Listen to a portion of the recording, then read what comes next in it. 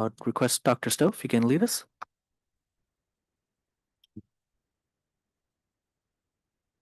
Over your heart, ready to begin. I pledge allegiance to the flag of the United States of America and to the republic for which stands one nation under God, indivisible, with liberty and justice for all. Thank you very much, Dr. Stowe. Next on the agenda is item number 6.1, adoption of the agenda. I'll entertain a motion. Second. A motion and second, all in favor? Aye. Aye, motion carries and agenda is adopted. We met in closed session and there was nothing to report out. So we'll move on to item number 8.1, report from our student board member. Welcome.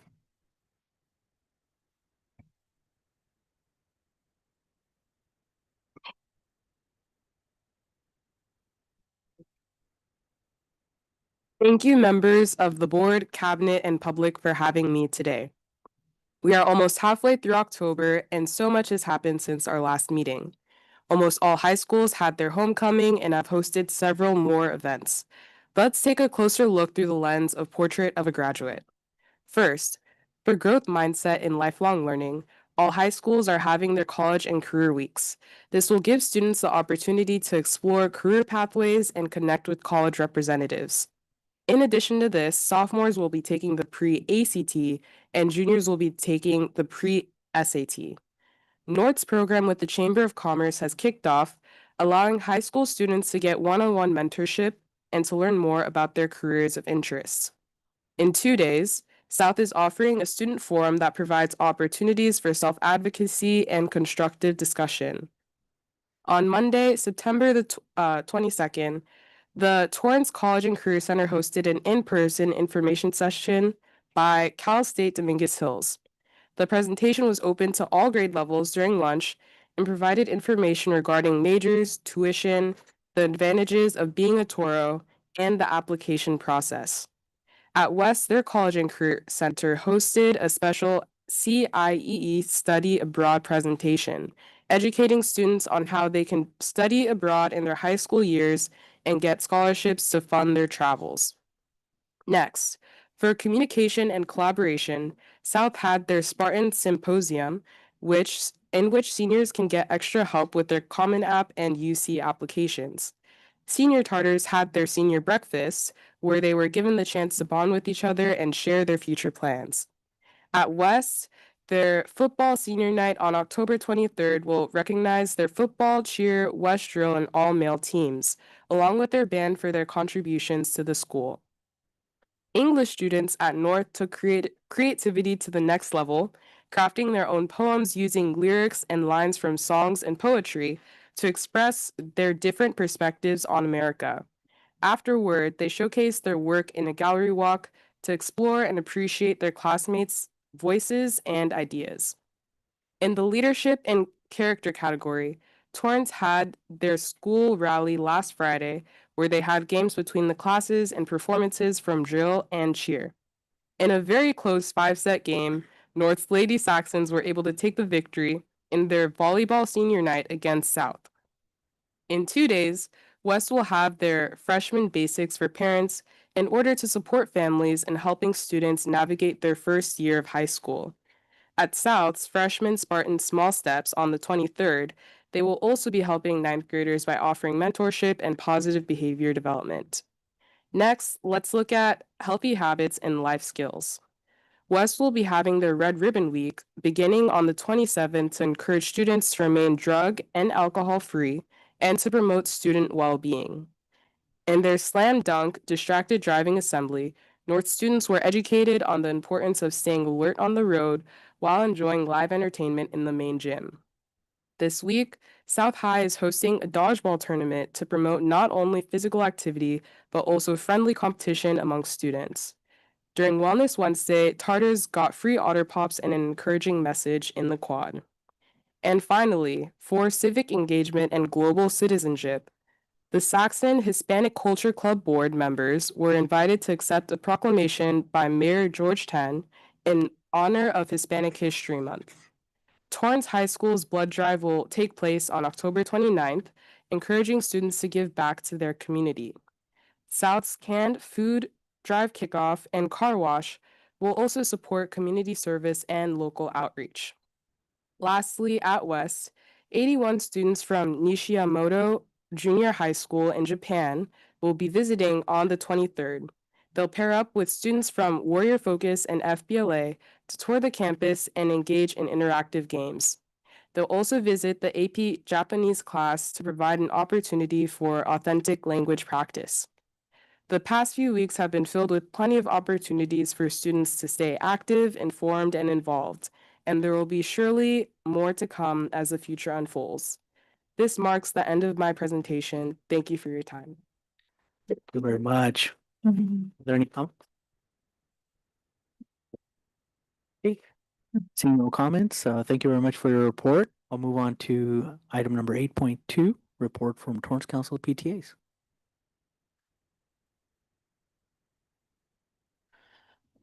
Good evening, Dr. Mohammed, board members, Dr. Stowe, the cabinet, everyone joining us here tonight, and our viewing audience. I'd like to introduce myself. I wasn't here last month. My name is Jennifer Rusty. I'm the current Torrance Council of PTA's president for the 2025-2026 school year. And I'm here to highlight some council's recent work and our upcoming initiatives. We are so excited to report that our PTA families are growing strong. We're in the middle of our membership drives and campaigns. We have over 8,000 members. We're almost at 8,800 members throughout all of our 30 units. And we're excited to see that support from not only families and community members, but also our teachers as well represented. And we just recently had on October 1st, we hosted our first association meeting of the year at Levy Adult School, where we had unit presidents and all the principals and some district people as well join us. And our focus was on social media and AI. I'll leave it at that because I'm sure Dr. Stowe will probably share more, but definitely the feedback was overwhelmingly positive, and we're excited to continue having the conversations and engaging in how social media and technology engage in our lives and our kids' lives especially, and the safety of it all as well. Back in the end of September, on the 22nd, we had 73 volunteer leaders join us for our fall training at Madrona Middle School. It was a day of learning and collaboration and inspiration. We had some positive feedback from that as well. Those leaders came in person, but we also have two more trainings to do.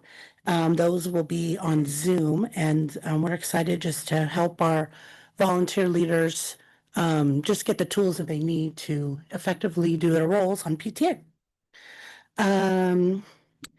I also would like to share about reflections that's coming up. Our reflections projects are due right now. They're pretty much being collected by the units, and they're due the top two from each unit are due to council on November 3rd, and those will be judged by council, and then our winners will move on to district and state. So we're excited. Our theme is I Belong this year, so we're really excited to see what students come up with and their creativity. We also have Red Ribbon Week coming up. It's October 23rd to the 31st, with the theme this year being Life is a Puzzle, Solve It Drug-Free. And we are excited to see what our units and schools come up with to bring awareness to the campuses and to the students about how to live life drug-free. And also mind being healthy as well, because I know when we get in the elementary level, it's kind of hard to talk about like drugs, but we definitely encourage like healthy living at that level. We also are proud to announce that our annual costume drive that we are Project Hope program that we have through Torrance Council PTAs. We had 108 costume requests from families that need support in our district. And we're excited and proud to say that all 108 requests have been fulfilled. And we're just happy to be able to help those families in need. We also have another project through Project Boss. I keep saying Boss, I'm so sorry. It's Project Hope. Project Hope. Our boss is school supplies, and this is different. So sorry. I get them intertwined. So sorry. But it's called Support a Senior. So sponsor a senior. So I have a little flyer there for all of you to see. Hopefully you've all seen this in an email somewhere here and there. But this project is to help our foster and homeless youth to be able to get prom tickets, formal wear for prom, grad night, yearbooks, all those things that cost so much money for our seniors. So we're always excited to be able to support them in any way. And I would like to also give out a save the date. We have our annual celebration, holiday celebration. It's going to be on December 10th at the Ken Miller Recreation Center. So we look forward to that. That's also our time where we fundraise for our scholarships. So get ready to buy some raffle tickets, all those who come. And thank you again for letting me share. I appreciate being here tonight. Any questions? Thank you so much. Thank you so much. Thank you. Next, item 8.3, report from Torrance Education Foundation, President Fury. Good evening, President Dr. Mohammed, members of the board, Dr. Stowe, cabinet, our student board representative, all those people who are here and those who are watching this virtually. I am Pat Fury, the current president of the Torrance Education Foundation. I'm here just to report specifically on the Skechers Walk, which is coming up this Sunday, October 19th. We are, and I was hopeful to be able to give you a number as of today, but unfortunately, or fortunately, Skechers is closed today because they celebrate the holiday. But as of Thursday evening, we had 3,511 walkers. That's up about 700 from last year's time at the same time. So it looks like things are working. Perhaps some of the incentives that we've offered, I believe, are bringing that to fruition. The school with the very most walkers, percentage-wise for their school, will get $1,000 bonus.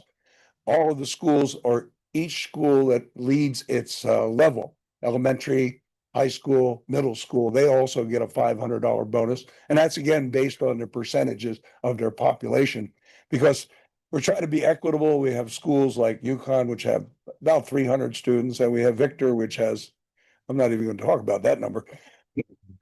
So this is an equitable issue to be able to give out the money fairly. As you know, what it is people pay $30 to walk or virtually walk. All of that money comes to the Education Foundation, and we give that back to the school, whether it's through a PTA unit, a sports unit, or a club or organization on campus.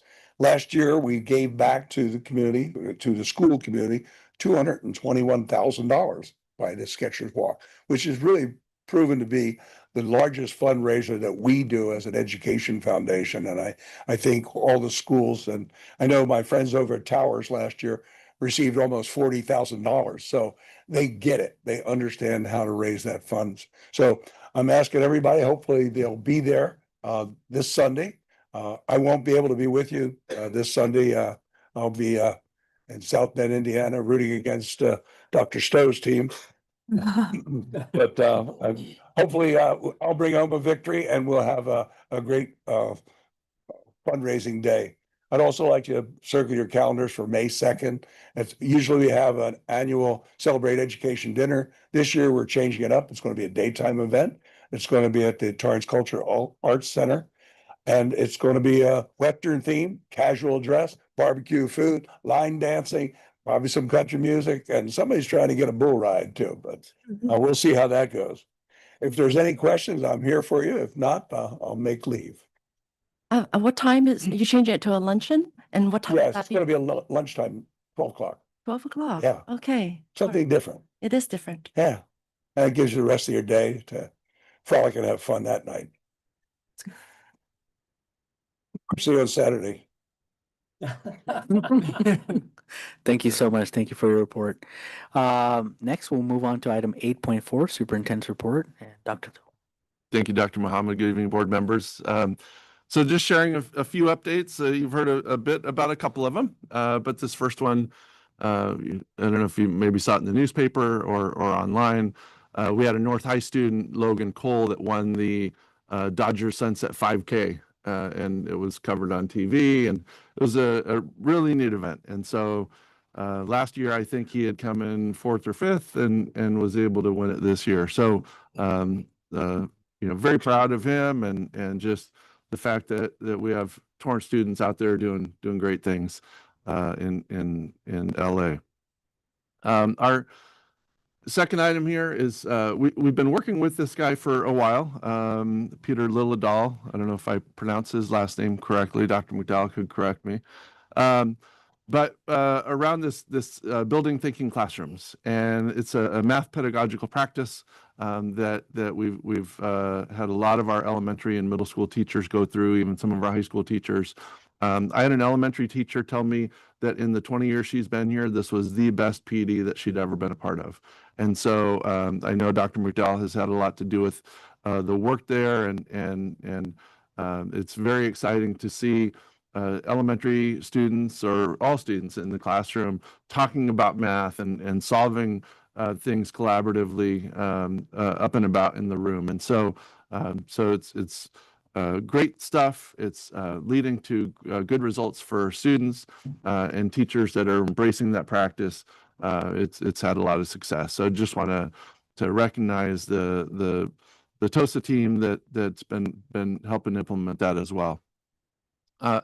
As was mentioned, Dr. Isaiah and I attended the Torrance City Council meeting last week, where our student leaders from the North High Hispanic Culture Club were recognized for the work that they do. But really, it was a recognition for all of our students and by the council for Hispanic Heritage Month, and they accepted a proclamation for the district. We had a couple weeks ago, we had a classified PD day. Over 600 of our classified staff had an opportunity to come together, learn some new skills. There were presentations on AI and a variety of different things. I know our special education staff did a number of presentations for our paraeducators. We had bus drivers and all of our classified groups had opportunities to expand their skills through training and get information about their work. So again, this is a heavy lift from our human resources department staff that put this together every year. But it's very well attended and I think very appreciated by our staff. Was mentioned, Jennifer Rusty mentioned this training.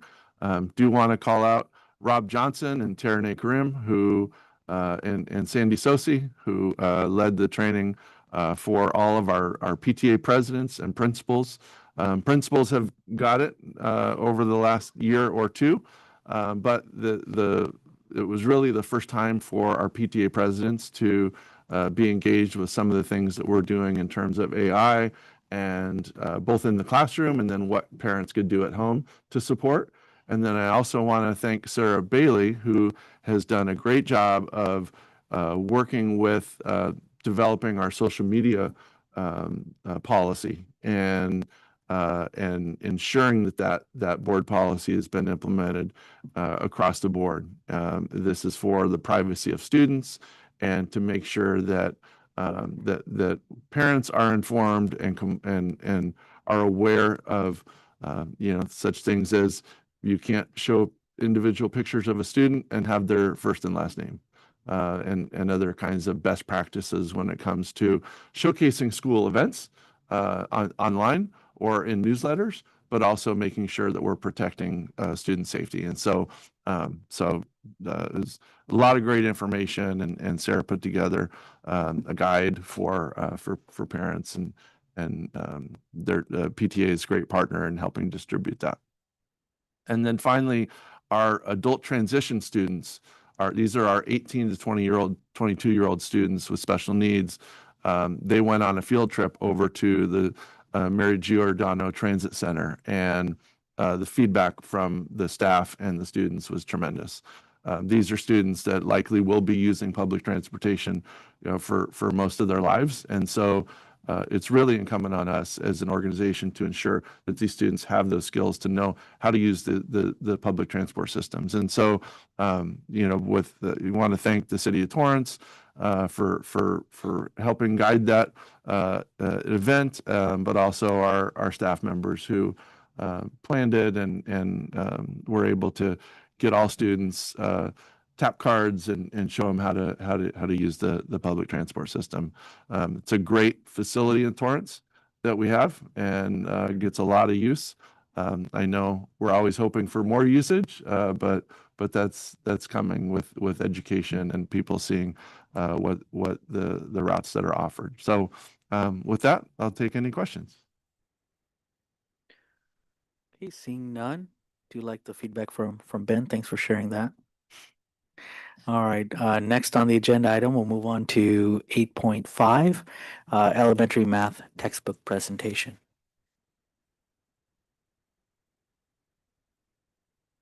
Dr. So, thank you for the great lead-in into mathematics. Dr. Mohammed and the board, it gives me a ton of pleasure to stand in front of you to talk about textbook adoption. You have an item on your consent agenda, but we wanted to make sure you had good background on the process so that you fully understand how open, inclusive, and transparent that process was. I want to introduce one of our three math coaches that Dr. Stowe referenced. Jenny Musgrave is back here with us. Thank you, Jenny. We have two others, Grace Rhee, who couldn't be here tonight, and Stephanie Nakamura, who is serving as an interim assistant principal role right now at Hickory Elementary. The California Math Framework, which was adopted in 2023, drives the textbook adoption process. And unfortunately, the California Framework was delayed for 5 years. And so what was an 8-year textbook adoption grew into 12 years, and we are very ready to move on to something that is updated and aligned. When we talk about alignment, we have three things we want to align to. We have TUSD look-fors, which are all about high levels of achievement for all students, open, high-quality, rigorous tasks, student engagement, and productive struggle. We also have the new framework. They call it the 5 elements: plan teaching around big ideas, use open, engaging tasks, teach towards social justice, invite student conjecture, and promote reasoning and justification. Very similar to our look-fors that we developed about 5 years ago. And then this idea of rigor, that rigor is not about difficulty. Rigor doesn't exist in isolation. It's the combination of procedural fluency with conceptual understanding with problem solving. And so these three items, our look-fors, the framework, and this idea of rigor, gave us the challenge of trying to find the textbooks that were best aligned to these values that we share in math instruction. We invited 34 teachers, 2 from every elementary school, a lower grade teacher, K2, and an upper grade teacher. And I want to tell you that all 34 attended, participated, and attended every single meeting. That's how important this was to them. We created a timeline that spanned from our initial outreach in January all the way through to final decision-making and site presentations at the end of May, early June. And at these meetings, as a math team, we had spent the last 2.5 years at math conferences, talking with publishers. I usually at math conferences like to go to the instructional sessions, but instead we were with the publishers, making sure that we'd looked at every possible option. And as a math team, we narrowed it down to these 8 titles. These are the 8 best aligned titles that we could find. And it was up to the committee to hear presentations from each of these groups, to bring the materials back to their school site. So every single teacher had the opportunity to look at the materials, to access the materials online. And then ultimately, at the end of the process, the committee narrowed these 8 down to 2.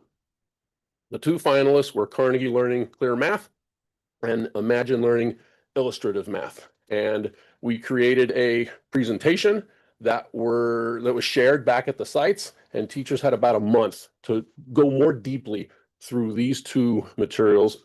And ultimately, the voice of the teachers spoke loud and clear. The teacher vote came out 60-40, which I have to say we were pleasantly surprised at that it was that clear. We were like, what do we do if it's 51-49?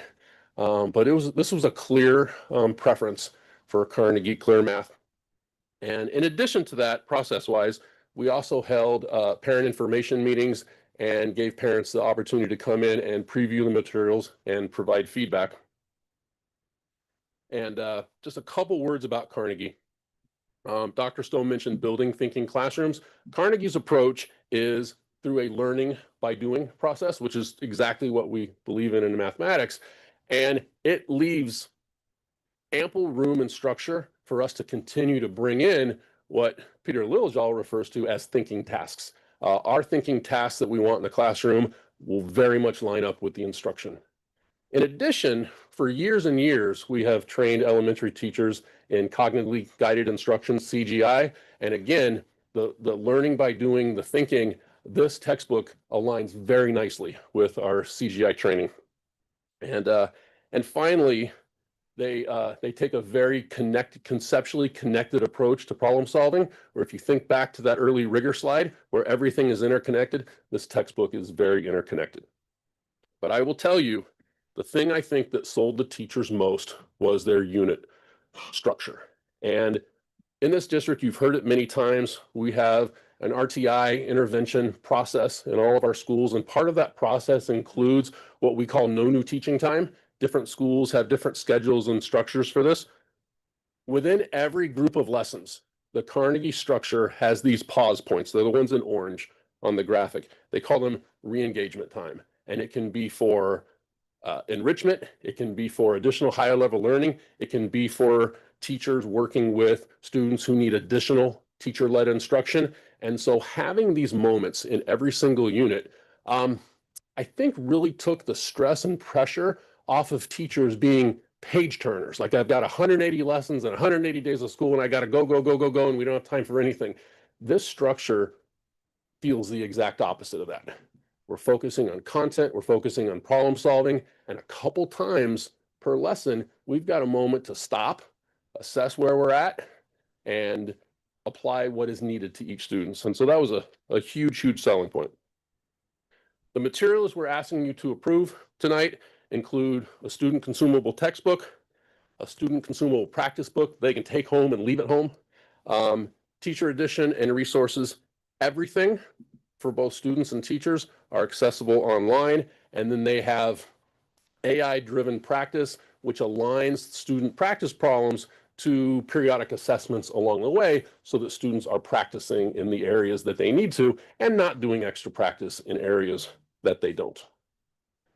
This is a K-5 adoption, and there's two really key elements coming up. One, and it's why we want to approve these materials now so that we have the rest of the year to work with our elementary teachers. We have 2 full training days scheduled for all teachers, K-5, throughout the winter and the spring, so that they will be ready to use these materials at the start of the 26-27 school year. In addition, we'll have additional summer voluntary days. We're going to make sure the core preparation is done during the year, during release time, but some teachers are going to want to dig deeper, and they're going to have that opportunity this summer.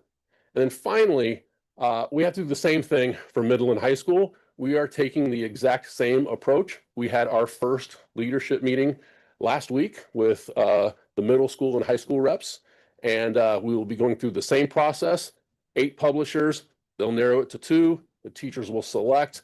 We'll be coming to you probably at the February or March meeting to approve middle and high school, still with time for professional development in the spring and summer, and all schools will have new materials for the start of the 26-27 school year. And so with that, I'm open to any questions or clarifications you might have. Thank you, Dr. McDowell, for the presentation. Just a quick question. Oops. The quick question I have is that, on the include materials, do we need consumables? Like, if you're taking it online, why do we need consumables? And then if we get consumables, it's only for that 1 year? I don't get that. Oh, so answer your second part first. Yeah. The adoption we're proposing is for 8 years. Okay. And so the materials, the consumable materials are replenished every year. Okay. For elementary, the textbook and the workbook is one and the same. So they don't have a separate textbook, no big heavy hardbound book. They've got there, and they break it into part 1, part 2. So it's not even huge and heavy for the backpacks. And so the textbook and the student workbook are the same thing. So they can mark up their textbook, they can take notes, they can work through it, they do the practice right there. It's perforated if they want to do a quick assessment and turn it in, but it's really a great way for students to have access to everything in front of them and not have to lug around a lot of extra stuff. It's also why the practice book can go home and stay at home. So they don't have to carry stuff back and forth. Right, but everything's online too, though. Everything's on. That's kind of interesting that you would have both, right? That's why I'm just asking that question. Yeah. If you could just print it, like, wouldn't it be anyways? But it's just funny that they would have a printable and then online. But I guess it's both end. I'm just wondering, like, is it a big cost to have the consumer? No. Okay. So here's what the textbook companies have Yeah. done. They charge the same for online only as they do for print. So there is no advantage whatsoever to going That's what I was online kinda only. curious, yeah. Yep, that's the perfect. answer. Same price.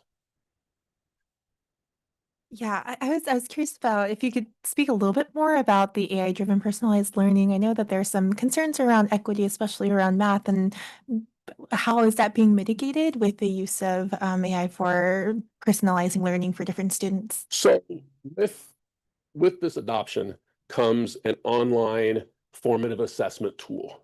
And so for each unit, for each lesson, students have the opportunity to take sometimes just some quick checks, sometimes maybe a unit exam. And based on the results, the teacher, if they want, can assign additional practice, and the additional practice that those students do will be aligned to the assessments they've taken. So 2 different students might be practicing in 2 different areas. It makes the additional practice efficient.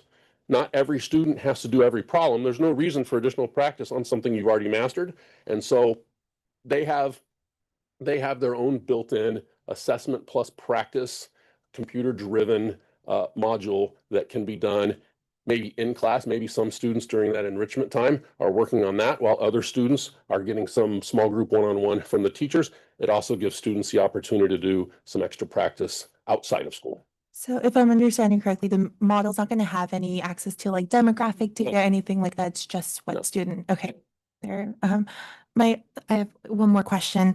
I was curious about whether part of the discussion was for English learners and math learning and a new textbook, and potentially if it is more dependent on English language skills for math acquisition with this new textbook.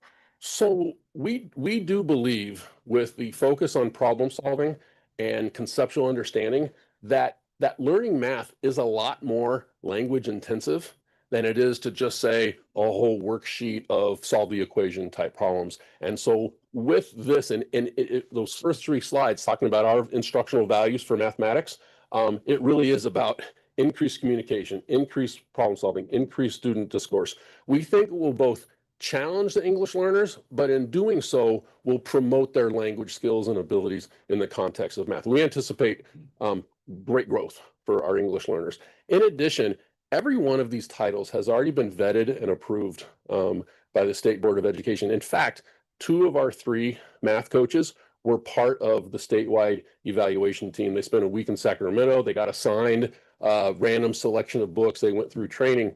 And so California demands that all publishers that make the list have research-driven English language acquisition components, so that layouts, additional visual graphics, the entirety of the book is available in Spanish, and we are assured that over time they'll be working in additional languages. So we feel like this is a strong supporter of language skills.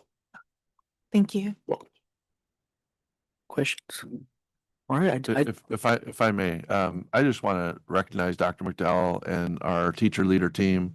I mean, the knowledge and that they have of these materials to go in depth and be able to answer questions like you just did is exceptional. But also the 34 teachers that took time in addition to the work that they do every day, to come last spring to multiple meetings and review these materials. I mean, it's not an easy process. We really pride ourselves here in Torrance of being thorough whenever we go through any sort of textbook adoption process, and this is no exception. And it takes a lot of people to make sure it's done right. And I just want to recognize the team. Thank you. And Dr. So I cannot speak highly enough of that team of 34 teachers.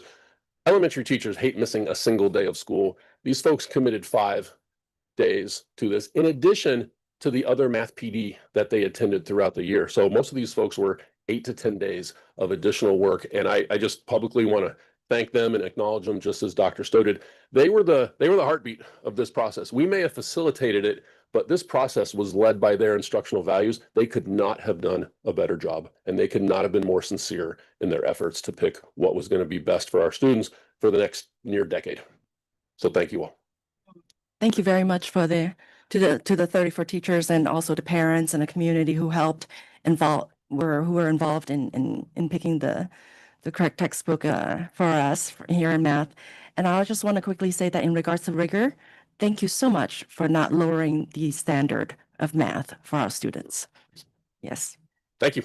Thank you. I just have one comment. I hope the parent problems are going to be easy, because my daughter's made it very clear, my 6-year-old, that I need to help her with homework. So, Well, you're going to have to apply your content knowledge in context of conceptual understanding and problem solving. So all right. challenge is on. Okay. Thank you. All right. Moving on to 8.6, initial proposals between Torrance Unified School District and Local 99. Do we have? Okay. So Service Employee International Union, Local 99 for 25 through 28.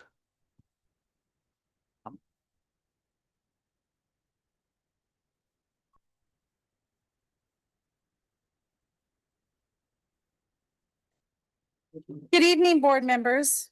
My name is Marlene Ramirez. Oh, not yet. Okay, sorry. First time.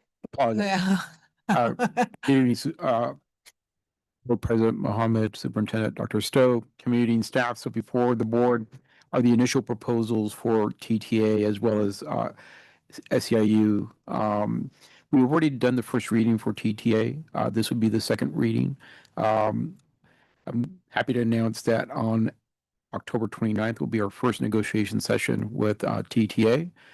This being the first reading, we will have the next reading at the next board meeting for Local 99. And then we will begin our negotiation sessions with them. Thank you. I do know that there's approvals recommended on item 8.6. So at this point, I'll entertain a motion. So moved. Second. Oh, wait, not until we finish. Okay. No, that's under discussion. Oh, Then good. at the next meeting, they'll have the approval for 8 months. On 8.6 says approval is recommended. They said, It- yeah, at the end. That's our notes. That's in our notes. That's why. Yeah. It's on the agenda. It's on the agenda. Yeah. I just want to clarify. Yeah. There is no approval on There's this one. no approval. On the agenda at the bottom, it says approval is recommended. I want to clarify if we need to make any approvals on this right now, or is it? Yes, the approval is for TTA because that is the final reading. And then we will be negotiating on October 29th. This is the first read for Local 99.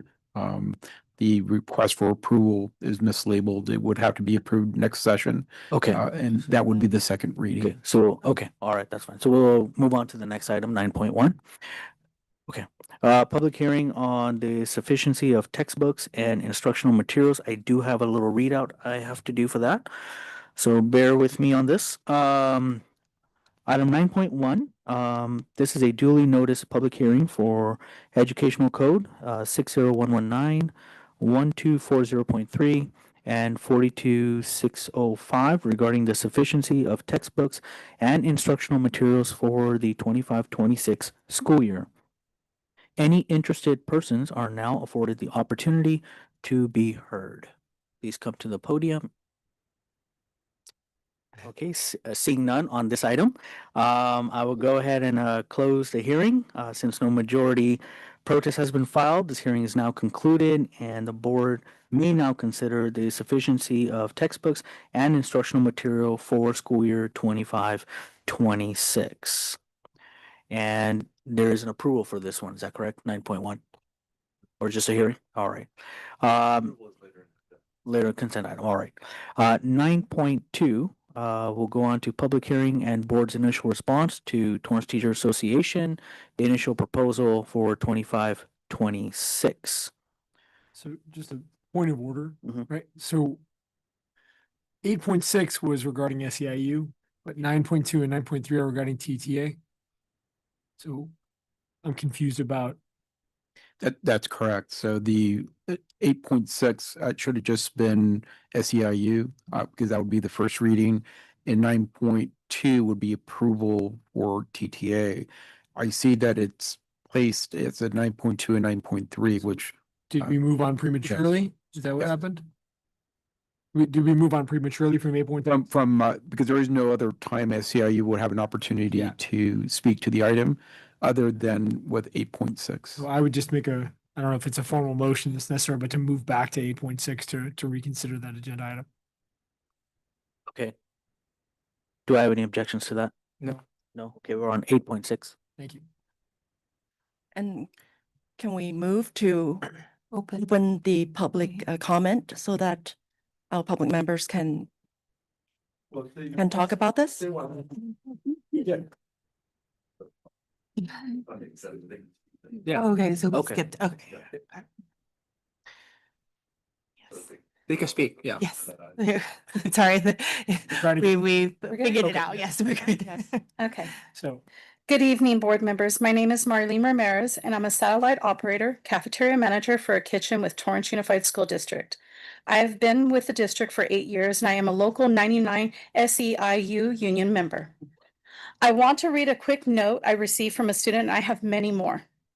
Thank you for all that you did this year. I am very sad to leave you. You are the best lunch lady ever.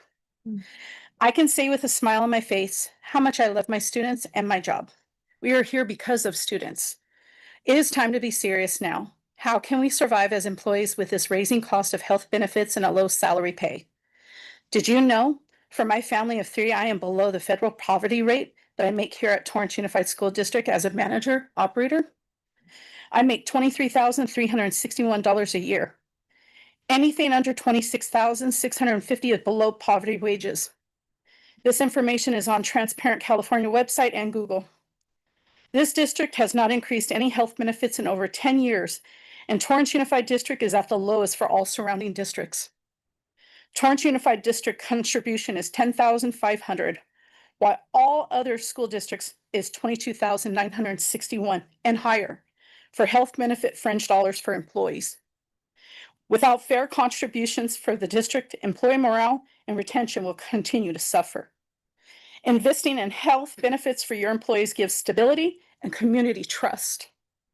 My son, who was a star athlete some years back at Torrance Unified School District, is finishing up on his degree at a university in Georgia. How can I cover his health benefits and send him money when my salary is getting a huge pay cut due to the increase with health benefits going up? I was told by a staff member that I bring a light to the cafeteria. Isn't that what we're all here for? To be a positive influence for all students. We're all here tonight to ask all of you to show up for us when making a decision about this topic for all of us. All of the employees show up every day for the students. It's now your turn to show up for us. We won't stop. We won't stop until this is done and we have fair wages and better health benefit fringe dollars towards each employee. Thank you for your time.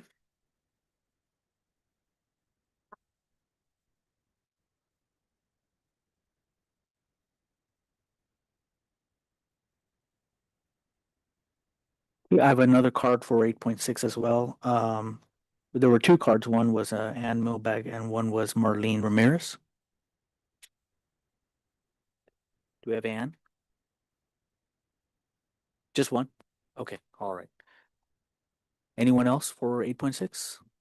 Okay, we'll move on to 9.2, come back. 9.2, public hearing on the board's initial response to Torrance Teacher Association initial proposal for 25-26. And there is a reading for me to do on here, so I'll proceed with that. The Torrance Teacher Association initial proposal for 2025 and 2026 was submitted at the regular meeting of the Board of Education held on July 7th, 2025. Copies of the proposal have been available online as attached to that meeting's agenda and in the Human Resources Department for review by the public. A public hearing will be held on the Torrance Teachers Association's initial proposal for 2025-2026 at this time. Is there any public comment related to the Torrance Teacher Association's initial proposal for 25-26? Okay, seeing none, I will move on, and the Board of Education looks forward to the continuing cooperation, good faith contract negotiations with the Torrance Teachers Association. The board's initial response is to refer the Torrance Unified School District's initial proposal to the Torrance Teachers Association for 25-26 to the board's representative for negotiations. I'll entertain a motion on item 9.2. So moved. Second. All in favor? Aye. Aye. Okay, motion carries. Yeah, so we switched platforms Okay. in our board agendas. That didn't need to be any action. So we've been in communication with the company for a few months now on corrections, but on these public hearings, there was no action needed. Okay. You have the public hearing, release listed negotiations. So Okay. you can move on to 9.3. And again, the approval is recommended, but there's no action needed. But Okay. do we need to move to close the public hearing, though? You need to just close the public hearing. Yeah. I'll move to close the public hearing then. Okay. Second. All in favor? Aye. Aye. Okay, so we'll formally close the public hearing. Sure. Okay. All right. Move on to 9.3. Same thing. It's a public hearing. So public hearing and board's initial response to the Torrance Unified School District's initial proposal to the Torrance Teacher Association for 25-26. And I have a little readout for that. The Torrance Unified School District initial proposal to the Torrance Teacher Association for 25-26 was submitted at the regular meeting of the Board of Education held on September 8th, 2025. Copies of the proposal have been available online as attached to that meeting's agenda and in the Human Resources Department for review by the public. A public hearing will be held on the Torrance Unified School District initial proposal to the Torrance Teacher Association for 25-26 at this time. Is there any public comment related to the Torrance Unified School District initial proposal for 25-26? Okay, seeing none, the Board of Education looks forward to the continuing cooperation, good faith contract negotiations with the Torrance Teacher Association. The board's initial response is to refer the Torrance Unified School District's initial proposal to the Torrance Teacher Association for 25-26 to the board's representative for negotiations. Now I'll entertain a motion to close the hearing. Motion to close public hearing. Is there a second? We have a second, all in favor? Aye. Motion carries. Public hearing is closed. Moving on to item 10, oral communications from the public. I do have yellow cards, so I'll just read out the names as I receive the card. First, we have Jamie Angel. Jamie Angel. Followed by Matthew Holotsky and Jill Colby. Good evening, President, members of the school board.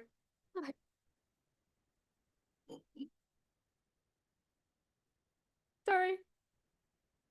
I'm just a crier. All right. Good evening, President, members of the school board and cabinet. My name is Jamie Angel, and I'm a teacher at West High School. This is my 31st year at West. In all that time, there have been many issues that have concerned me, but none so pressing as what brings me to speak to you for my first time ever today. As a result of the insurance increase and no increase to the employer contribution, my monthly take-home pay has dropped by over $300. Please note that I'm only insuring myself, not a spouse or dependents. Should I have to switch to an HMO from the PPO and doctors that I've had for over 3 decades, so I don't have my annual salary decreased by over $3,000? No, I'm not asking you to cover my dependent. I'm asking for the insurance benefit to be just that, a benefit to my livelihood and not a detriment to my salary. I knew when I became a teacher that my salary wouldn't be as high as in other professions, but I always appreciated what good health benefits that I had. And as an employee of TUSD, the employer contribution covered me as an employee and my insurance was paid. This was a benefit that I was grateful for. How can TUSD justify the amount of money the members of the cabinet earn when teacher salaries are less this year than last year? You should be ashamed of yourselves for allowing this to happen to us. Maybe $3,000 doesn't sound like a lot of money to you because of the salary that you earn, but on my salary it is. Every year, more and more is asked of teachers. To name everything I do in a week would take up more than the 3 minutes I am allowed here. Yet this year, I'm making less money than I did last year. Recently, TUSD implemented the portrait of a graduate. I would like to read to you the qualities that the district wants seniors graduating from our district to have. Leadership that models integrity, responsibility, resilience, empathy, and respect for others. I do not see that you are demonstrating those qualities as the leaders of our district. Where is your integrity? Where is your empathy? How have you allowed us to be in this position? Something has to change. We deserve your respect. And to expect us to do more for less money is a slap in the face. Matthew? Matthew?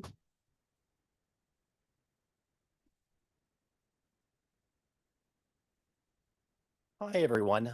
My name is Matthew Acholsky. I am a faculty member at El Camino College, and I am here to request a letter from the district stating that I've served as an instructor of record teaching dual enrollment classes of exclusively Torrance Unified students in summer 2024 and summer 2025. So why am I asking for this documentation? Let me give you an example. It's simply employment. 2 weeks ago, I had an interview with another district in another state with a college, and not only were there members of the college sitting there on the hiring committee, but there were also the superintendent of the local school district, and there was a member of the board. So the boundaries between community colleges and our school districts are becoming blurred and permeable across the entire nation. And it was clear from the superintendent, from what he said during the interview, that he expected a candidate that was qualified not just simply to teach college students, but to teach students who were taking dual enrollment classes, and that the best candidate would also have documented experience teaching dual enrollment students from a local high school, documented by the local district. So why am I here at a board meeting this evening? Well, I certainly reached out through the normal channels over the last 4 months, and I'm not going to go into much of a story because there are many things that I'm sure that the board and everyone here would like to address. But I have politely petitioned, and I got into contact with the appropriate authority. Unfortunately, it seemed that I wasn't on the list of college dual enrollment instructors. I provided documentation to the district saying, here I am. And here it was that my college provided the district with this documentation, at which point I was told by the district, well, that's actually really something that your college should handle. And I think there might be some merit to that. I would certainly be happy if either the district and the college together could produce such a document stating that as a college faculty member that I have taught dual enrollment students. But I do want to end on this. In the 2 years that I've taught Torrance Unified students, I've been really inspired by the enthusiasm and the ability of the students that I've met. And I think that's a testament to everyone here in this room as well. I will leave my contact information on the podium. If the clerk or anyone else would like to pick it up, I would be mostly grateful. Again, thank you for your consideration. Have a good evening. Jill?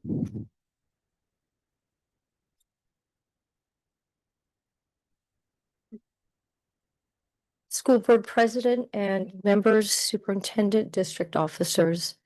In 2021-22, the Torrance Teachers Association bargaining team negotiated a 2-year contract at 3+3. In the summer of 2023, TUSD officers and TTA director and officers attended a weekend in Orange County supposedly to foster good relations and trust. In October 2023, the salary equalization plan was unveiled. Teachers were presented with a joint letter from both district officers, TTA officers, urging teachers to vote for the plan. The district promised teachers a median salary among a list of supposed comparative school districts agreed upon by TUSD and TTA leadership. The TTA leadership urged teachers to vote yes on this promise or lose the money since they had negotiated the right bargain for the 11.4% COLA the district received that year. The same year, TUSD officers and school board member traveled to Sacramento to tell other administrators all over California about their successful salary equalization plan. The workshop was called Salary Equalization, a joint effort to cure historic salary inequities. The last line of the brochure reads, thus, in early 2023, salary schedules were the median of the comparison district. The truth was that all TUSD teachers had actually received well below the median salary. No one less than the veteran teachers at the top of the pay scale were now within $100 from the very bottom of the pay scale. Rather than right the wrong, the district spent COLA intended to keep TUSD's dedicated teachers and workers in their current spending level on huge salary increases for themselves, ranging from 20% to over 50%. $11 million in that same year for publicity. Today, after the failure of both the district leaders to provide and our school board to provide COLA to the TUSD teachers and workers, we are at the very bottom of Los Angeles County Unified School Districts, unable to afford health care for our families. An email went out last year from both the union and the district, Dr. Butler, telling teachers that they should come see me, a member of the healthcare committee, for information on healthcare. So I'm here to tell you what I have found after 2 years. Next year, time you go to Sacramento, you should call your presentation the big lie. Time, sorry. The reason Thank you. we can't afford health board, That was time. the reason we can't afford an increase is because Dr. Butler et al., not because healthcare has risen, but sorry, because that's you have not given us a raise in 10 years. We have all gotten pay cuts. Mary Beth?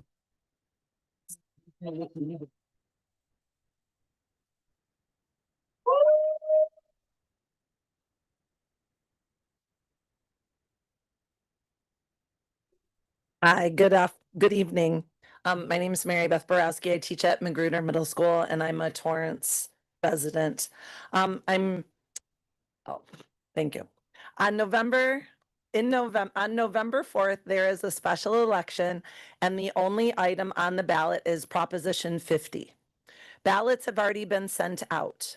CTA supports this proposition and I am standing before you to ask everyone in the room, we want you to vote yes on Proposition 50.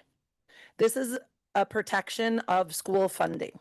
Supporters, including the California Teachers Association, CTA, say that the proposition is a response to congressional redistricting tactics by other states that could empower conservative politicians to make cuts to school funding.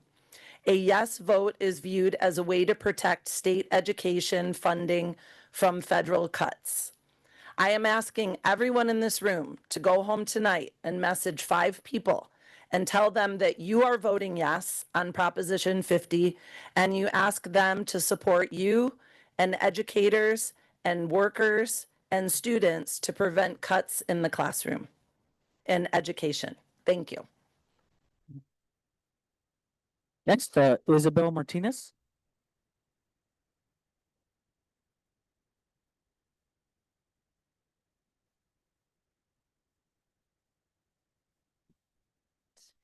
Good evening, members of the board, colleagues, and community members. My name is Isabel Martinez, and I've been a math teacher at North High for the past 7 years. Thank you for the opportunity to speak tonight about an issue that directly affects the well-being of every employee in Torrance Unified, our healthcare contributions.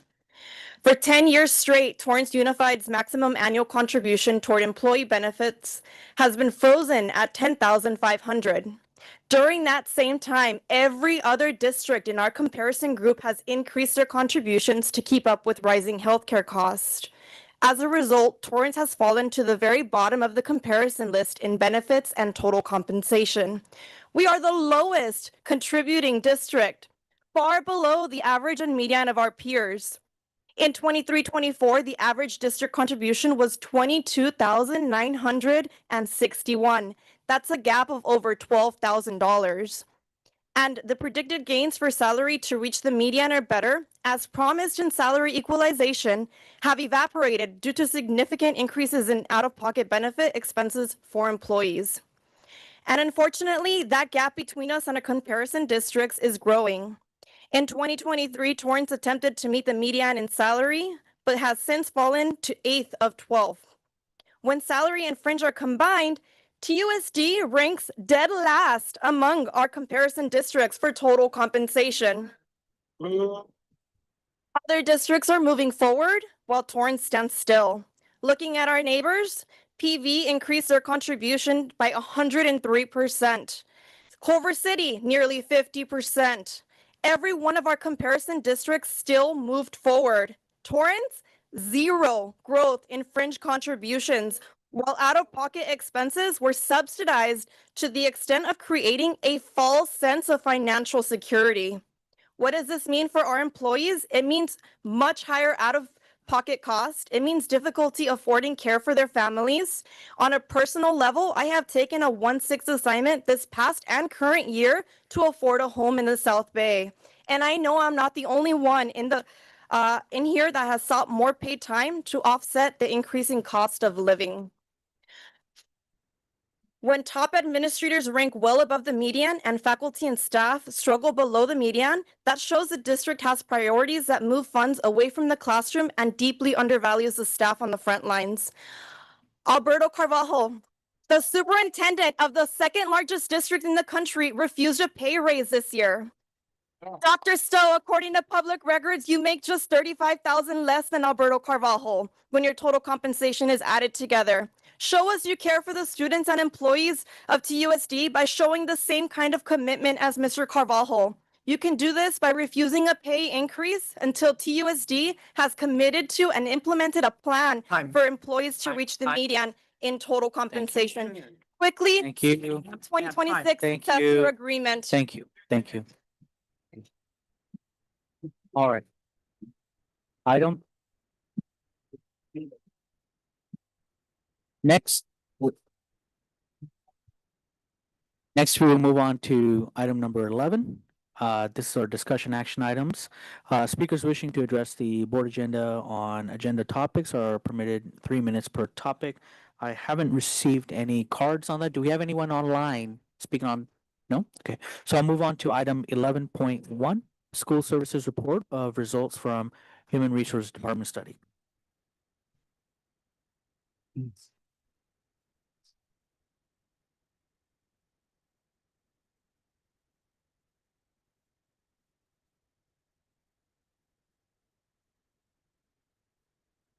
All right. Good evening, President Dr. Mohammed, board, and cabinet and school community. I'm Danielle Conley from School Services of California, and I'm here tonight to present to you the results of an HR department organizational review. Is my presentation going to be? Is it going? There it is. All right. So it's my pleasure to be back here tonight. We were here in August conducting field work interviews as well as reviewing district documentation. And while we produced a detailed study and report, I have some slides tonight that I'm going to highlight that I feel are important to share with the board. Before I go into that, though, I want to discuss the scope of this particular review, the purpose of this review, and the perspective upon which the HR department was reviewed. So in terms of this study, I want to put emphasis on this is not an audit, nor is it a performance review of employees. We visited for 1 to 2 days, reviewed documentation, and that in no way gives us enough information to review any member of the HR department's performance. In terms of the items that we were examining in this particular study, we were looking at the organizational structure within the HR department, including a deep dive into the positions in terms of how they're functioning, their roles and responsibilities, and the overall assignment of work. Additionally, we were examining positions within the Personnel Commission department only from the sense of understanding what their duties are and where that intersect occurs with the HR department. And I'll get into more of that later. In addition to the organizational configuration within HR, we were also examining certain functional areas, particularly the procedures, processes, training, communication practices within the HR department, also certificated recruitment, selection, and onboarding processes, certificated employment classification practices. Those are the determinations for certificated employees, classification regarding temporary, probationary, or permanent status. And finally, we were examining the credentialing and assignment monitoring practices within the HR department. So lots to look at tonight. And in terms of how we did that, we interviewed all HR department staff and PC department staff. We also talked to a sample group of principals as customer perspective of the department, in addition to union leadership to gain their perspective in terms of services, interaction, and communication practices within HR. We also looked at documentation, procedural documents, communication documents, and again, really focusing on practice and organization and with HR, not people. And that's the advantage we have of being an impartial third party, is we don't have those relationships and interactions with the staff, and we're able to truly look at positions and how they're functioning. So I'll go to the next slide. All right, so before I set in with some of the key recommendations, I want to highlight just some overarching observations. Before I do that, I want to place some perspective on this slide. In terms of human resources, prior to coming to School Services of California, I spent 18 years working in school district HR departments at all various levels. I wish I could tell you that I had that job perfected. I wish I could tell you that we were functioning effectively at all levels, but HR is a very challenging environment. And it is so because of various reasons. But one of the biggest reasons is that it's known to be hidden work. And what I mean by that is there's so many complexities to employee management, so many legal compliance issues, that there's a lot of behind the scenes things that happen if you're investigating a complaint. Transparency is not really something that you're afforded. So in terms of HR departments, it's very difficult to assess the work because a lot of that work is happening behind the scenes. Additionally, over the past 5 years, we've seen challenges within HR departments throughout the state amplified, and that's based on some of the increased influxes we've had in recruitment and hiring, and just the difficulties of the changing employment landscape. And what we've seen as a state overall is the practices of the past, which in school districts, we acquire practice, we implement practice, and we like to hang on to that practice. A lot of the needs of school districts today have pulled away from some of the HR department operations. And in a nutshell, that's what we observed here at Torrance. So in terms of the configuration within the district, the district has a personnel commission, which typically results in the HR function operating as two separate departments. There is a configuration where you can have a dual hatter, they call it, where they have one HR department leadership position overseeing the PC and HR. That's not the case in Torrance. And so we essentially have two departments operating within one function. And what that does when you have those circumstances is it does drive your staffing needs because you're operating as two separate entities. And then there's also critical need for communication practice, procedural and collaboration practices, because you will experience those operational abrasions as you're dealing with the flow from the PC department to the HR department.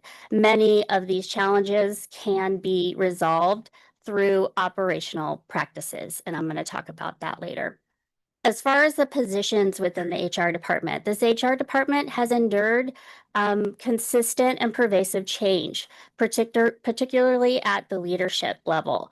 And when you have that change at that level, it's difficult to obtain consistency. As each new leader comes in, they have different ideas about what should be happening within the department, and it is hard to really achieve and implement those efficiency processes. Additionally, there's an absence of a management band of positions currently within the HR department. Essentially, all HR departments are going to have executive leadership, management leadership, and then transactional technical positions. And right now, currently, we are very lean in the HR department, more specifically within that management band. That is particularly amplified by the vacancy currently experienced in the Director of Classified HR, which is then when you look at your assistant superintendent position, it's pulling that position into all the transactional and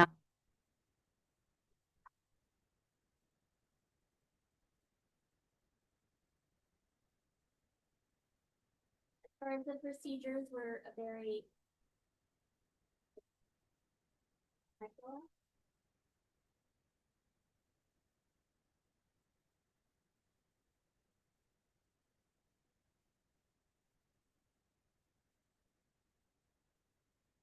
Got it? Testing. Got it. Thank you. As far as the procedural practices, the department is very paper-driven, antiquated process and procedure. Something I want to note that we emphasize in the report, it's really important to establish and standardize process and procedure prior to utilizing technology. Otherwise, you just take an effective process or non-existent process and put it into technology, and it tends to make the difficulties even more intense. So really sitting in creating a list and priority of procedural practices that need to be established is a critical recommendation within this particular report. Staff training is a final note that I'll make. In school districts, we tend to rely on just doing what always been done before. Many of us in this room have been or are school district employees, and what happens when you get to your new job and need to learn your new duties, you start fumbling around with the files that were already there or just do what's done before. Another factor that I want to note with the training is that there's also transitions within your technical staffing within the department. And so that has resulted in many positions being filled with substitutes. When you're a substitute, you're simply filling in the holes, but you don't necessarily have capacity or are efficient or effective in that particular role because it's temporary. And when you're plugging many different vacancies with substitutes, creating staff capacity is also very challenging. All right, so I'm going to dive directly into the department organization. This is the organizational chart that was provided during our visit in July. And I recognize and know that some of the positions within this chart have experienced transition. There may have been some people hired, but at the time, these were the vacancies and the organizational configuration when we visited. You'll see here, as we look at this illustration, that the the right side of this org chart is where your certificated staffing support occurs, and the left side is your classified. The Personnel Commission Department, the PC department, is not on this org chart because it's operating as its own entity. So when we look at this particular organizational chart, we see here that we have an absence of that management leadership for operations. And when I talk about operations, recruitment and selection support, procedural guidance and leadership, employee leave management, position control, staffing control, those are all components that a position of authority should be overseeing and supporting within the technical positions.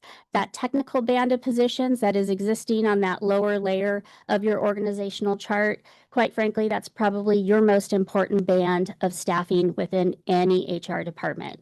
These are the workhorses. They're taking care of all of the employment support needs within the district. And when we have issues with role clarity and responsibilities, or maybe the work is not assigned in a particularly equitable way, that's when we'll start to see some of that operational abrasion and difficulty occur.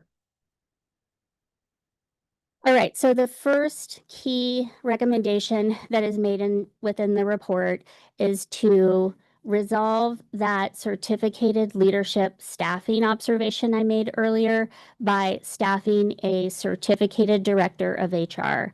This will then create a configuration within the department where you're providing a comprehensive support configuration with your assistant superintendent assigned to executive leadership, employee relations, labor relations, compliance, complaints, and then you have 2 operational leaders in their respective areas within the department. Also within this graph, we list some sample responsibilities, and you'll see here that there's more than enough responsibility to fill this role at capacity. Absent filling that certificated director of HR, those duties would still need to be assigned to some position within the department, and some of them are not assigned with fidelity currently. So with this restructuring, this provides more of a balanced structure. Also, I'll add, and this will be on a slide later, there's currently sitting and position control, which are your staffing documentation for your district. There's a senior director of HR position that's vacant. Utilizing that position for the staffing need is also included in that recommendation. The technical staffing on the certificated side, there are no additional staffing recommendations here, but a simple reconfiguration and reassignment of work. Currently, you have your HR specialist positions that are functioning in the employment support role for certificated staffing. And right now, you have a certificated recruiter, a dedicated position only doing certificated postings, and then 2 positions that are providing general employment support. Additionally, you had a vacant HR specialist position during our visit that has since been filled. So this particular recommendation reconfigures to provide what we call support for the employee life cycle, which is the posting of the position, supporting the selection process, processing and onboarding, employment management, and all that employees needs from start to finish. And so with this, what we do is we drop the number of employees actually supported and spread those duties to create a more wider span of responsibilities. We also make some modifications to the school sites and areas supported by the employees. Right now it's listed by just general region, but with some more specificity. I like to say that word that I can't say.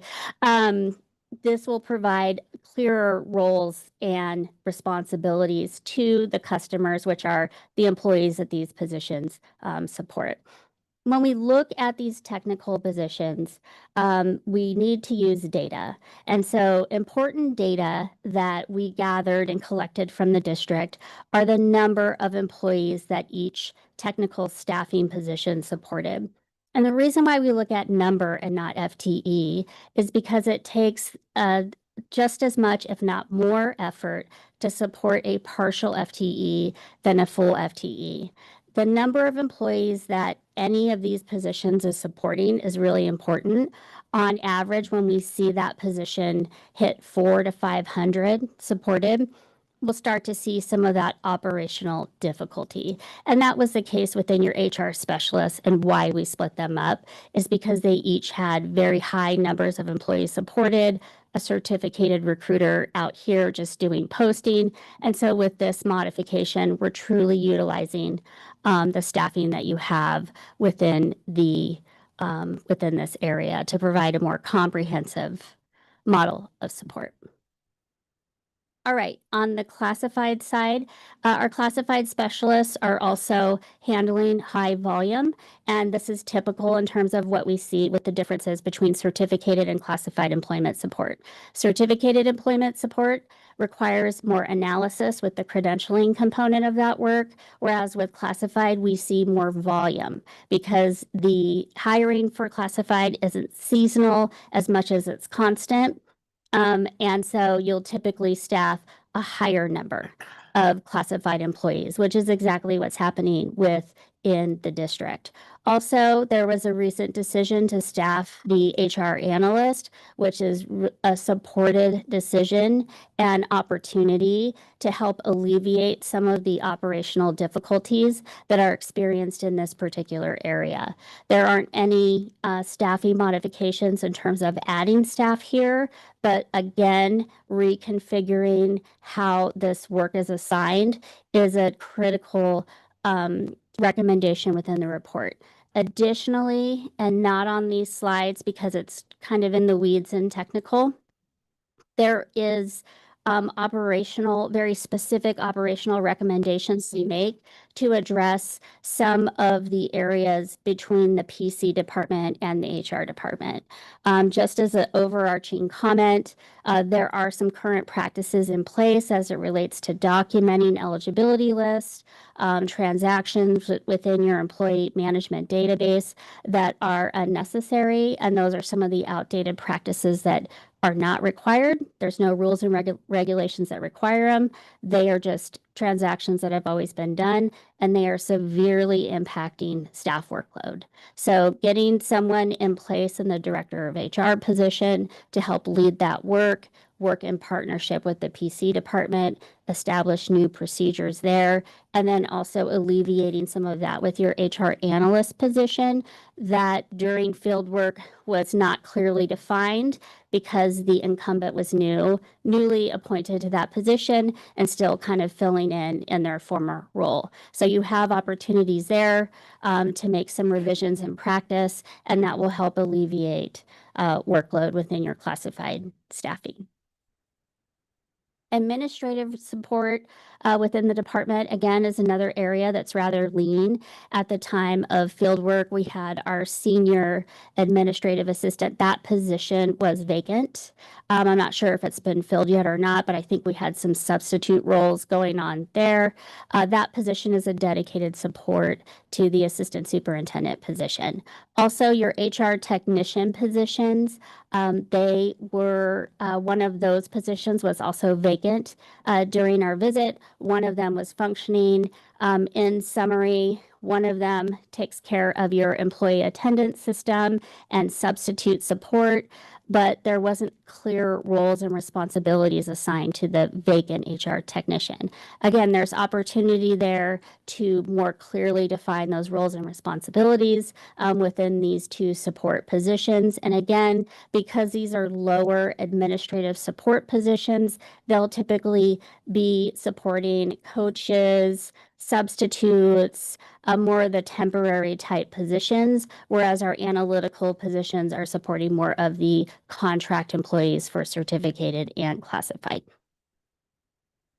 All right, so some key recommendations that I just want to highlight here. As far as the certificated employment management position that we recommend, that's a pretty important recommendation because of the high technicalities to some of these recommendations, supporting that work, getting staff operating at capacity, and just oversight of some areas that are not clearly assigned within the department. We are prioritizing this director of HR position. And again, we note there is a senior director position within position control that is vacant, creating opportunity to utilize that staffing. As far as the intersect between that recommendation and some of the operational recommendations I'm going to make on the next slide, it's going to be very difficult to implement without this position in place.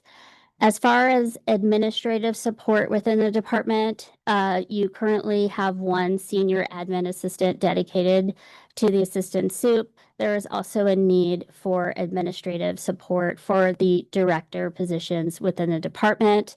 And so that would help with the scheduling interactive processes, scheduling employee meetings, and all the various documentation and communication that is necessary. Again, prioritizing the modification of procedural practices within the classified HR specialists. That doesn't cost anything, but just a simple change in practice. And we emphasize that that's a really important recommendation within the report. All right, so in terms of what this reconfigured department might look like, within the report, there's listed sample duties and assignment of school sites within the report. This is what we could fit on this slide, so we provide this here for you. You can see with a footnote where the new staffing resource would be in terms of this particular org. But as we visualize this configuration, we see we have an executive leadership position, and then we have two operational leaders within certificated employment support and classified employment support, and then those positions that are providing the analytical, transactional, and technical work within the department. Based on your size, based on the number of employees that the district serves, this is what I would expect to see within any similarly sized district. Again, you're going to have some additional considerations with your staffing because of your PC environment. You're going to have one function in your HR department and then another within the PC, and that coordination piece is critically important in all this as well. All right, so I won't bore the group with a bunch of HR technical details, but I do want to highlight three of the areas we looked at within the scope. In terms of the functional org chart that is included in the report, and based off of that org chart that I just shared, the recommendation is that that information is shared publicly on your district website, in addition with your district staff, so that we can clearly communicate roles and responsibilities within the HR department. Again, written documentation is really important. Until we start documenting how we're going to set forth with even doing the most simple task, it's going to be difficult to implement any of this change. Additionally, there's recommendations to standardize those processes and procedures. And what that does is it starts to build a culture of responsiveness, because folks start knowing when something is going to happen, and they don't have to continuously call HR and say, when are you going to process this application, or whatever the numerous questions are that they get. As far as a certificated recruitment review, sorry, one more thing, there's an evaluation of each step in the certificated recruitment process. And within the report, we make very specific recommendations to create a strategic recruitment plan, and then very detailed practices such as posting very specific job openings, grade level, school sites, so that candidates know more details about those positions, creating established timelines for how long positions will be open, and just very operational practices such as that, which again are just a simple modification within practice. As far as the certificated employment classification process, there's some work to be done here.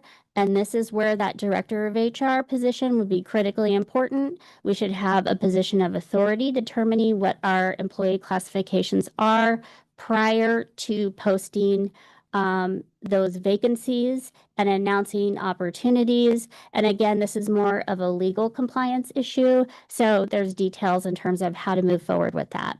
And finally, the credential and assignment monitoring. We have a full-time credential analyst who is very busy doing a great job at that work. There is a need for some sort of oversight of that because we typically, especially in a district this size, we like some dual level of oversight so that we have a management position making decisions not only regarding credentialing compliance, but also credential counseling. How can we create pipelines to employment within the district, and how can we counsel those who may not have a credential to obtain one, and so that they can be employed in the district. All right, so final thoughts. Many of these recommendations are interconnected. It'll be difficult to implement some without implementing others. And so those are kind of prioritized out within the work. In terms of this report, it is, again, not an audit. It's meant to be a framework for change. It's important to note it took a long time to get here. It took years to get here. So it's going to take time to start managing ourselves out of it. If the district were to move forward and implement 3 to 4 recommendations in this report within 1 year, I'd say you're winning. That's very good work. And then you start building that synergy as you start chipping through that implementation. But first and foremost, I think the most important component is to get staffed and get the folks in place so that you then have the resources to do the work required. And with that, I'll open for questions. Anyone? I was wondering, what could you provide like specific examples of what is at risk without these additional roles or the operational changes that you've suggested? Like high level, I understand, but I think it would be really helpful to have more specific examples. Sure. So when we look at some of the employment requirements as it relates to mandated training, mandated notifications, we need somebody with that expertise to ensure that we have the appropriate employee groups receiving the appropriate information from the department. As far as oversight of your recruitment and selection processes, we should have somebody in a management position monitoring and reviewing your interview questions to ensure that we aren't asking anything that could be particularly discriminatory. We should be providing training for our hiring managers. We should be revising our processes to be strategic and make sure that we don't have any hiring barriers within process. For example, as far as employee classifications, those classifications should be determined by human resources, and they should be managing the staff who are posting those positions. That again is another legal compliance area that could be concerning if the district isn't managing those appropriately. And I think you also mentioned folks would be able to identify like novel tools or things to be able to have more operational if it's like, why does it have to happen after rather than as part of the assessment to determine like what positions are required? Say that again. So if there are tools, novel tools for automation for data entry or things like that, like why is the timeline to address those after creating new positions rather than before? Okay, so I think you're asking about when I commented about procedures and like digitizing your process and establishing your procedures first. Okay, so say that we have a request to hire. And in your current process, let's say that there's, I didn't look at this specifically, but let's say there's 15 steps within that. So if you take that and then you implement technology or you try to improve a process using what you currently have, then the technology isn't going to fix that. Or another example of that would be, let's look at your onboarding process. And some staff shared, okay, it's delayed and we may lose a new hire as a result of a delay in the hiring process. Well, if you talk to staff, they say, we're busy, we're busy. If nobody's there intervening, saying, what can I do to help? We don't want to lose this teacher. We need to get these folks in the classroom. Then we need somebody there to manage that work. Is that making sense? Yeah, yes. Okay. Okay, yeah. I think maybe this is like a separate question from the scope of your work of being able to identify like opportunities to alleviate the workload on the current staff. But maybe that's like a separate question. So I'm in with the same line with her on that question. The question I was going to ask, right, is so like AI, right? Mhm. Like, so AI and HR. So AI is having a bigger role in HR today, right? And you're seeing that now. Well, I see that more often with the companies that I, whatever. But I see that, right? So you could, obviously you're talking about utilizing the AI properly. You have to have someone supervising, but to have the person kind of use the technology, because all you're doing right now is putting the information there and having technology do it, not changing anything. But at the same time, it does reduce workload, right? For the people that are there. Like, let's just say, like the example that you used on the hiring, right? We have 15 processes along the way, right? And so if you implement that into AI, and it's kind of streamlined, it would be kind of easier for that person. Yeah, of course, it'd be better if someone came in and did something different. But at least for that person right now, it would at least kind of streamline certain things, right? To kind of alleviate the workload. I'm just kind of curious, do you see like that kind of novel tools, or like even AI today in school districts are utilizing to reduce workload and to bring more automation? Like you said, because right now in our district, like you said, we're kind of antiquated, right? Because you said we use paper. I heard that many times before. It's not the first time I've heard that. Sure. Right. And so, but now that we have the opportunity now, because we're in this process right now to revamp and to rethink about our HR department, what if, or can we bring in technology to kind of like modernize our HR, right? Equip the people that we have, and then kind of figure out, maybe we'll have that person that specializes and that be that HR person. But I think we need to do some kind of modernization, I think, because you bring that up as antiquate, whatever, antiquate, whatever that was. You tried to say a word you couldn't say. I tried to say, Yeah. I can't remember what I tried to say. but I Yes. didn't say it. Yes. So I'm just wondering, like, Yeah. is there things like that we can revamp with technology to reduce the workload, right? And to make it easier, right? Because you said if we do 3 things, 4 things, right, in the year, we did a great thing. But if we can like at least do this to kind of ease the burden so that they have more capacity to kind of oversee whatever it may be easier for them. I'm just wondering. Sure. And we should absolutely use AI as a tool. But not the driving outcome for us. So in that example, if you were to say, you know what, we are going to follow some of the recommendations in this report, and we're going to revise our certificated recruitment process. We're going to create new questions that truly fit our needs, so that we can determine the best teachers for our students. So if you were to do that, I wouldn't ask AI to create a process for me. You know your process. You know what works for your district. You have requirements in your collective bargaining agreement.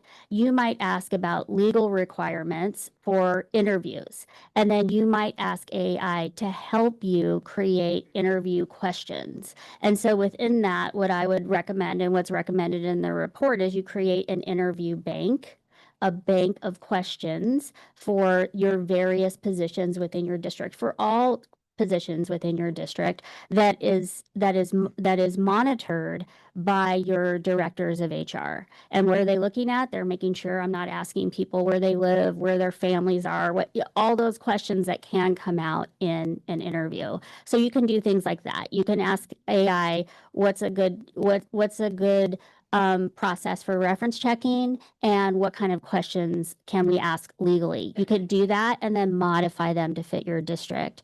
But I pause with AI in our school district world, because when someone utilizes AI too much on a cover letter or a resume or even letters of recommendation, now we're seeing people generate those through AI.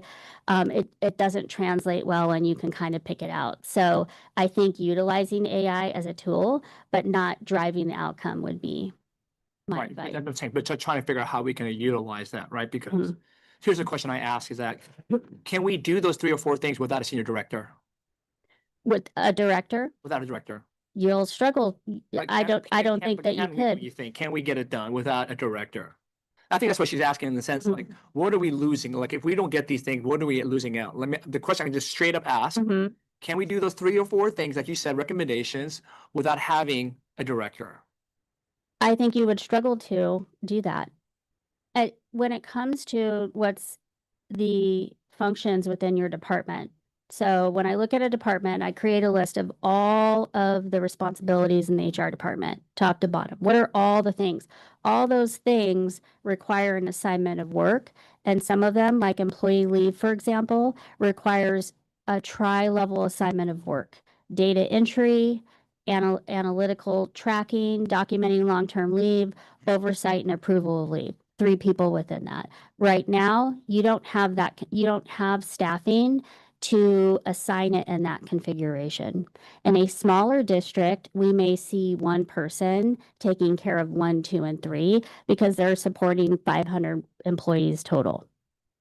But with the number of employees that you will have some work and some oversight responsibilities that is going to be floating around and unassigned, which is what you have right now. And if I could, excuse me, go a little bit further on that. So I'm on the California Association of School Business Officials, CASBO's Innovation Lab. I'm working on AI in school business with CASBO. There are no silver bullets yet, but we're monitoring, we're working. I was at a AI conference to try to find more products and processes that we could bring in and do that with. And we're moving in the right direction, but we're not there yet. And here's the example that I wish I didn't have to share, and that's the LACO BEST computer system. We know that it's going to take us more horsepower than we have right now, more people power would be the right way to say it, to do the conversion and actually run the system that is supposed to be modernizing us, a savior, if you will, for how we do the work that we do in HR. That's the module that has to be implemented. And it's just not working out. Districts are hiring additional people because of the requirements of the LACO BEST system. So we're not there yet, but we will always be looking for what are the ways that we can increase efficiency in all school business, not just HR. And I'm doing my best to keep tapped into that at a state level so that we can bring those learnings back to this district. I think for me, it's like more a matter of sequencing. Like I think that your recommendations, it feels, that it's very reasonable, but it's more like in terms of sequencing, I think I would, as a board member, would like to see due diligence in doing that, like, audit of the different responsibilities and what can be automated now, might be able to be automated in the future, there can be more efficiencies, like whether it's the digitization or modernizing systems, and then based on that assessment, be able to determine whether we need to add positions or what other things are being missed rather than the current state right now. I think I tend to agree. And I think what I'm hearing from everybody is, one, thank you for what you've done, and thank you for providing this information in a digestible form. It's a lot of information. There's a lot of employees, and there's a lot of relatively competing interests in terms of attacking operational efficiency, attacking antiquated operational practice, right? Being on paper. I mean, I work for an institution that still uses Lotus Notes. So they're existing in the 1980s. That makes sense. But so I think what I'm hearing is, I think you provided an answer, at least in part. Is it possible to attack antiquated practice and operational inefficiency without creating additional positions? And if not, what's the worst case scenario of what happens? Because I've heard some, duties being unassigned and kind of floating out there. keep in mind, I'm a lawyer, so I'm Mhm. thinking about what's the legal obligation, what's our exposure over time? How much is it gonna cost us in 15, 20 years? Like, what are we setting ourselves up for? So in terms of, we're starting to talk about, change implementation, right? And all of us here have been part of change. Someone has to lead the change. Someone has to plan the change, educate the end users, invest in we're talking about technology. Well, what technology are we going to use? What processes are we going to automate? Do we even have a process to automate? Who is going to collaborate and work with the partner departments with the work that overlaps between business and HR? How will this work support the LCAP? What do we need to do to work with special education to help support their staffing? Your HR specialists are not going to do that, right? They're not equipped to do that, and they're very, very busy people right now. They're working overtime. They are simply in a state of, I'm putting out fires. So as far as moving forward, you would have difficulty doing that because I don't know who would be leading that charge. So you might say as a board, well, we'll put that in the parking lot and maybe focus elsewhere. But somebody has to lead this work. Someone has to stand in front of your MOT department and say, okay, this is the new way that we're going to do X, Y, and Z, and I'm going to provide you with that training. I have to work with the CBO to examine different technology platforms to determine what the district resource requirement is, right? So, and I'm going to work with technology and I'm going to do all of those things, but it can't be your HR specialist.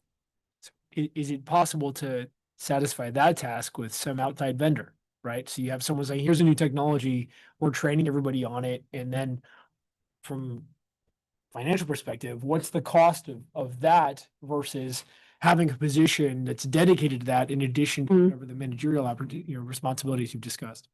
Outside vendors will present that their technology will fix your processes. But so I'm going back to, you don't have process and it's not documented and it's not standardized. So I'm going back to simplicity and saying, what are all the things that we do in this department?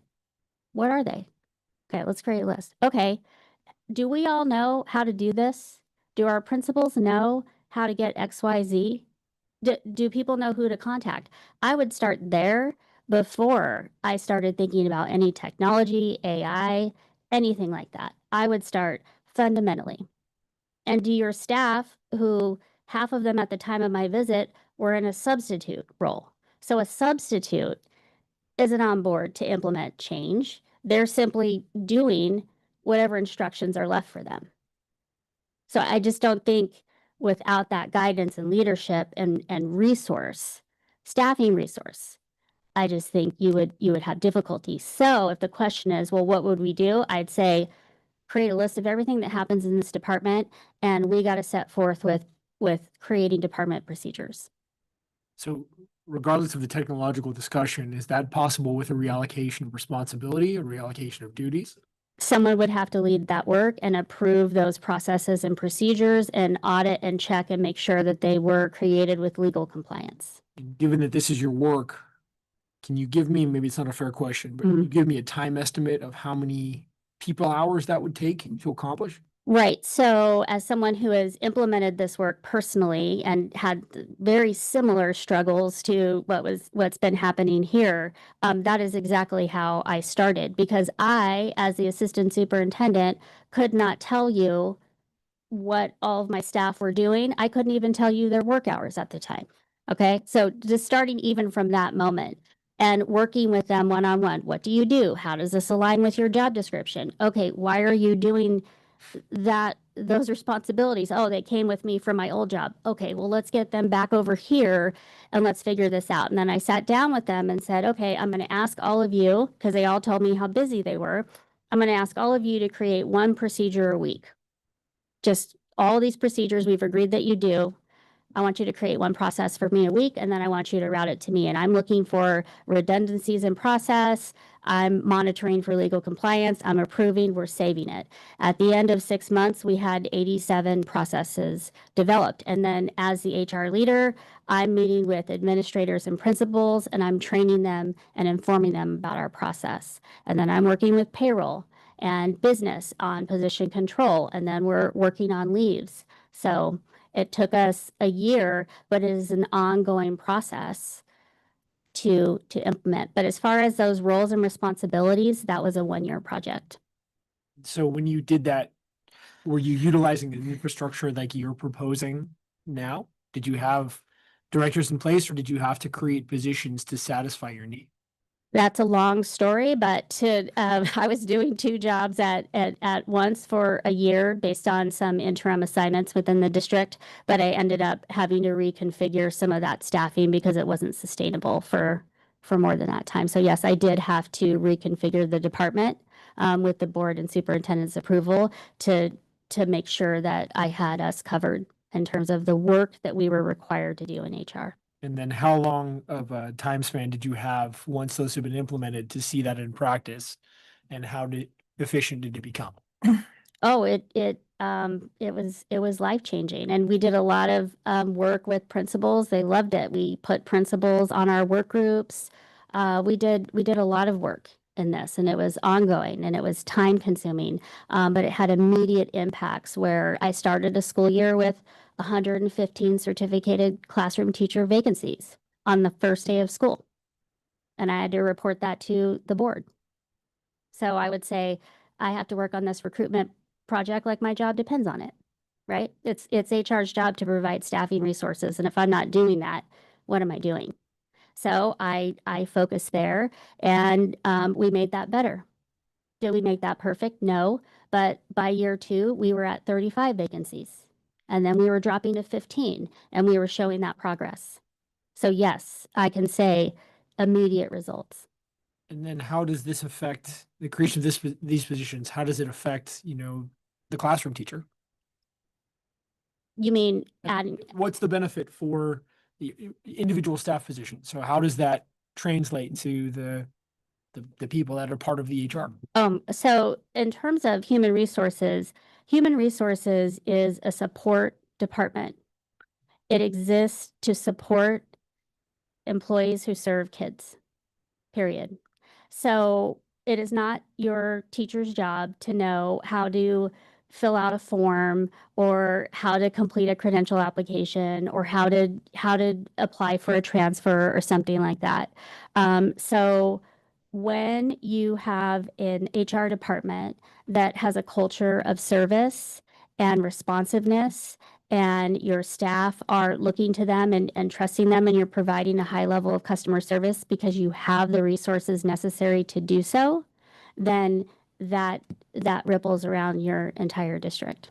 What's the level of customer service that we're providing now?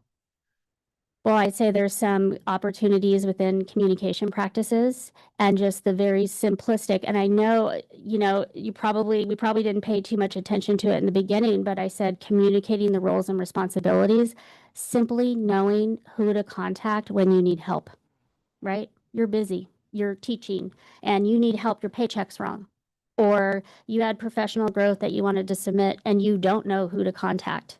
And you start calling HR and you're bouncing around and you don't have time for it, so you just forget it, and then you didn't do what you needed to do, right? So just within that can have huge impacts. Just simply reorganizing and listing out, hey, if I'm at this school site, Danielle's my person. Is that something that you saw currently happening in our district? Sure. I mean, I'll tell you honestly, I sat across the street for 8 or 10 hours simply asking people what they do, and it took me a long time to figure that out. And that's all I was here doing. Right? Okay, thanks. Just have a couple questions. You have a question? No, you go ahead. My first question is, when you looked at some of the comparable districts, did you make sure that they were also merit districts of single hatter and student population, just so that we have a fair comparison? And what did you find with respect to our current structure and what you're proposing? So in terms of comparative data, that was not a part of the scope. So we didn't formally reach out and validate and verify that that there were comparative districts within this analysis. Just from my work around the area, and there's something also that I want to note is that many times, like, we'll have a director, a certificated, and a director of risk management in an HR department. So like a Linwood Unified School District, for example, is a PC department, worked with them. They have the dual oversight with risk, and then they have certificated, and they have their PC director as well. And there are, I think, Grossmont Union High School, they're in San Diego or Orange, maybe. Anyway, they're down here. I'm from up north, so they're down here somewhere. They also staff a dual director configuration. So when you start pushing up into the numbers that you're at at a medium district, we typically see that dual oversight. When you say dual, you're talking about two directors? Mhm. Okay, and one assistant soup or a deputy? Yes. And then the second question I have is, did you take a look at some of the like latest legislation that came through? For example, AB 2534, I think that does reference checks and on certificated staff, and what's the impact of that? And going forward, are there other concerns on just the level of workload that's coming up? Well, SB 848 was just signed into law, I think 2 days ago, which now requires reference checks for classified employees. So it's AB 2534, educator misconduct for classified, which is going to have huge workload impact. So that means that for every classified candidate, the district is required to make contact with their formal employer to verify and validate they were not the subject of egregious misconduct with either private school or any local educational agency within the state. So that's going to have huge workload implications. In addition, that bill includes that volunteers are now considered mandated reporters, which means they will be required to complete mandated reporter training in addition to board members as well. So yes, huge workload implications for all of that. That includes substitutes. And so that in itself is going to amplify the work experience within the department for sure. Yeah. Thank you, Ms. Connolly, for your presentation. Thank you. I have a different line of questioning here than the rest of my board members. I'm looking at things differently. And as board members, we have many different issues that we look at and that we consider before making any decision. I'm sure you can appreciate that. Yes. And after your detailed review of our human resources structure, and before you made your recommendations, were you able to take a look at our budget and see how comfortable our district can afford a new human resources high-level officer position?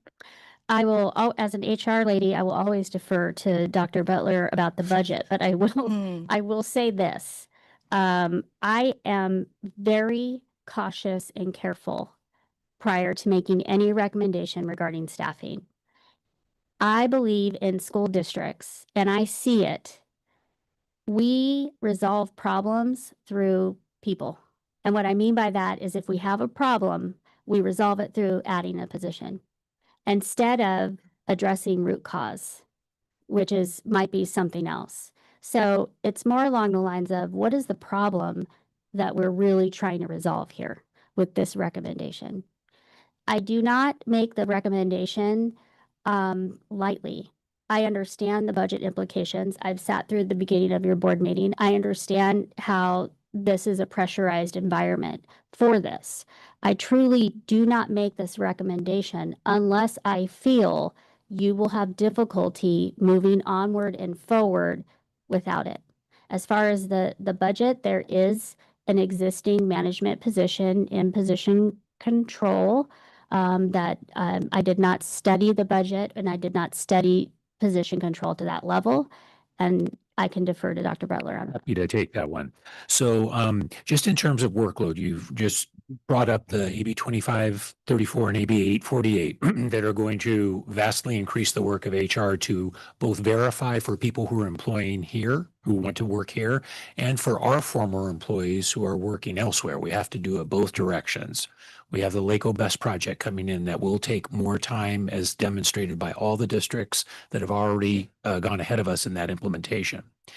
And then just the ELOP hiring, just for the program that started a couple of years ago, we've hired over 300 interns and hundreds of over 100 regular employees as well. And then you have churn in that where you have to keep filling the positions. So just talking about those few items in addition to practices that we hadn't got to over the decades when HR had not changed, but the laws and requirements had changed. So in terms of looking at just these recommendations here, we have already added, because of the LACO BEST project, an additional fiscal services specialist to handle all the payroll parts of ELOP. We're also looking at the two positions that were mentioned here, the Director of Certificated Resources and the administrative support for them. Those three positions combined are currently at $445,000 per year. We have received the indirect funds from the ELOP program. We're able to charge for administrative overhead, and this year it's $608,000. So a new program that's led to a lot of additional requirements for us has also provided the administrative funding to do it. We're actually in a better net position by having the ELOP funds come in for indirect cost, our overhead. The overhead that it takes to run the program will more than cover the cost of the three positions that we're talking about, one that's already in place in payroll to pay people with ELOP, and then the additional two here. So we're in a good place to pay for this from the indirect cost money that we're able to collect from ELOP. This indirect cost that you're talking about from ELOP program, the money that we save from there will go to the general fund. That is right? correct. It's not specific into any specific category. And so, and a question about the increased number of employees that we have to do with under ELOP, those are classified employees, right? Are they certificated employees? There are also teachers for them as well. But most of them are classified employees. Most are classified. And so it would not fall under the new certificated employee director that's being proposed and recommended here. No, then that ties into all the other recommendations, and Ms. Connolly is definitely the expert in that and the rest of the recommendations. But if you look at it as a picture in total, there's a piece of certificated work that hasn't been done to the degree that it needs to be, all listed in the report. There's also all the additional classified work, as you mentioned, for ELOP. There's what we just mentioned with 2534 and 848. There are a bunch of new requirements in many different areas. And what Ms. Connolly is proposing is a structure that can work for a district our size in order to address all those problems. Hooray. In an ideal world, I would love to hire a lot more people. But Just in this ELOP example that you brought up, I understand the majority of the 300 some interns and employees will be classified. And I think we already have a position, although it's currently vacant, but we already have a position for that, a director of classified employees. That is true. My only point is this is a system, and we need to apply a systems thinking perspective, which means there's work on the certificated side that's not being done now. There's the additional work on the classified side, as you're pointing out, to ELOP, and what's being proposed is an entire system in order to move our HR department forward. So, as I was saying earlier, there are many considerations that we have to look at. And I reviewed the slides and information that you gave us prior to this board meeting. Thank you. That was on the agenda. And I had jot down some notes here. I definitely support the goals that our superintendent has in trying to achieve to a more efficient district. But I do not believe now is the right time to create another high-level human resources officer position at our school district. We originally had 6 cabinet members when I first started, and less high-level officer positions when I first started in TUSD in 2018. The number of students has not decreased since then, but the number of cabinet and high-level positions have increased. We have actually from 6, I think now we have 8 cabinet members. We have the additional classified employee director that we didn't have before. And so, and then furthermore, there's support staff for these positions. When our chief academic officer retired, we took her position and rightly created 2 new positions. I think those are absolutely necessary. And when the chief human resources officer retired, the last one that we had, we effectively created 2 positions also. These new personnel positions will need to be paid on a recurrent annual basis. When we take funds from one budget source to pay for these positions that we create, it means that funds cannot be spent in other important areas, such as teacher and other employee salaries or other benefits that we talked about that was referred to earlier. And I jot down these notes before I even knew of what the public comments were going to be about tonight. And now we're being asked to create another high-level position, which will increase recurring costs even more.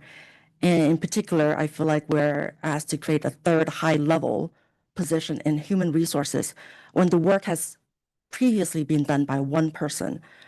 And at the same time, we're not able to fill this classified position, classified director position that has already been created.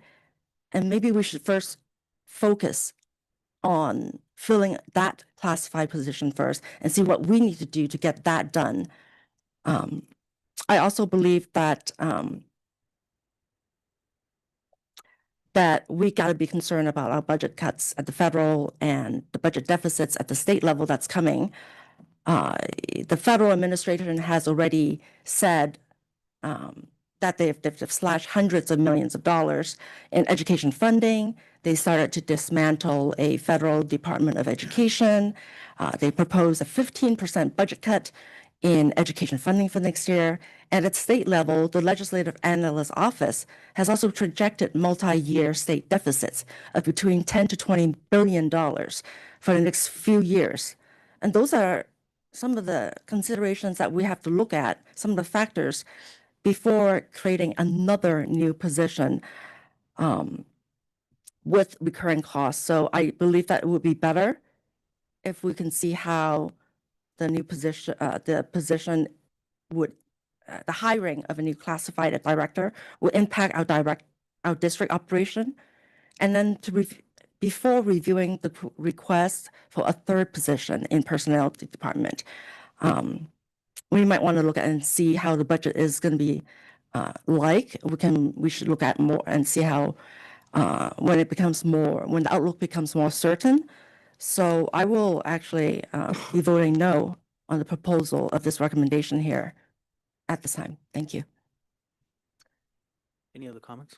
So just a couple of things. First of all, again, I do appreciate, I think it's very insightful. It's very helpful for us because it's an outside perspective on our HR department. So I really do appreciate it. I think you did highlight the deficiencies in our HR department, like not the people, the processes and the way the thing is.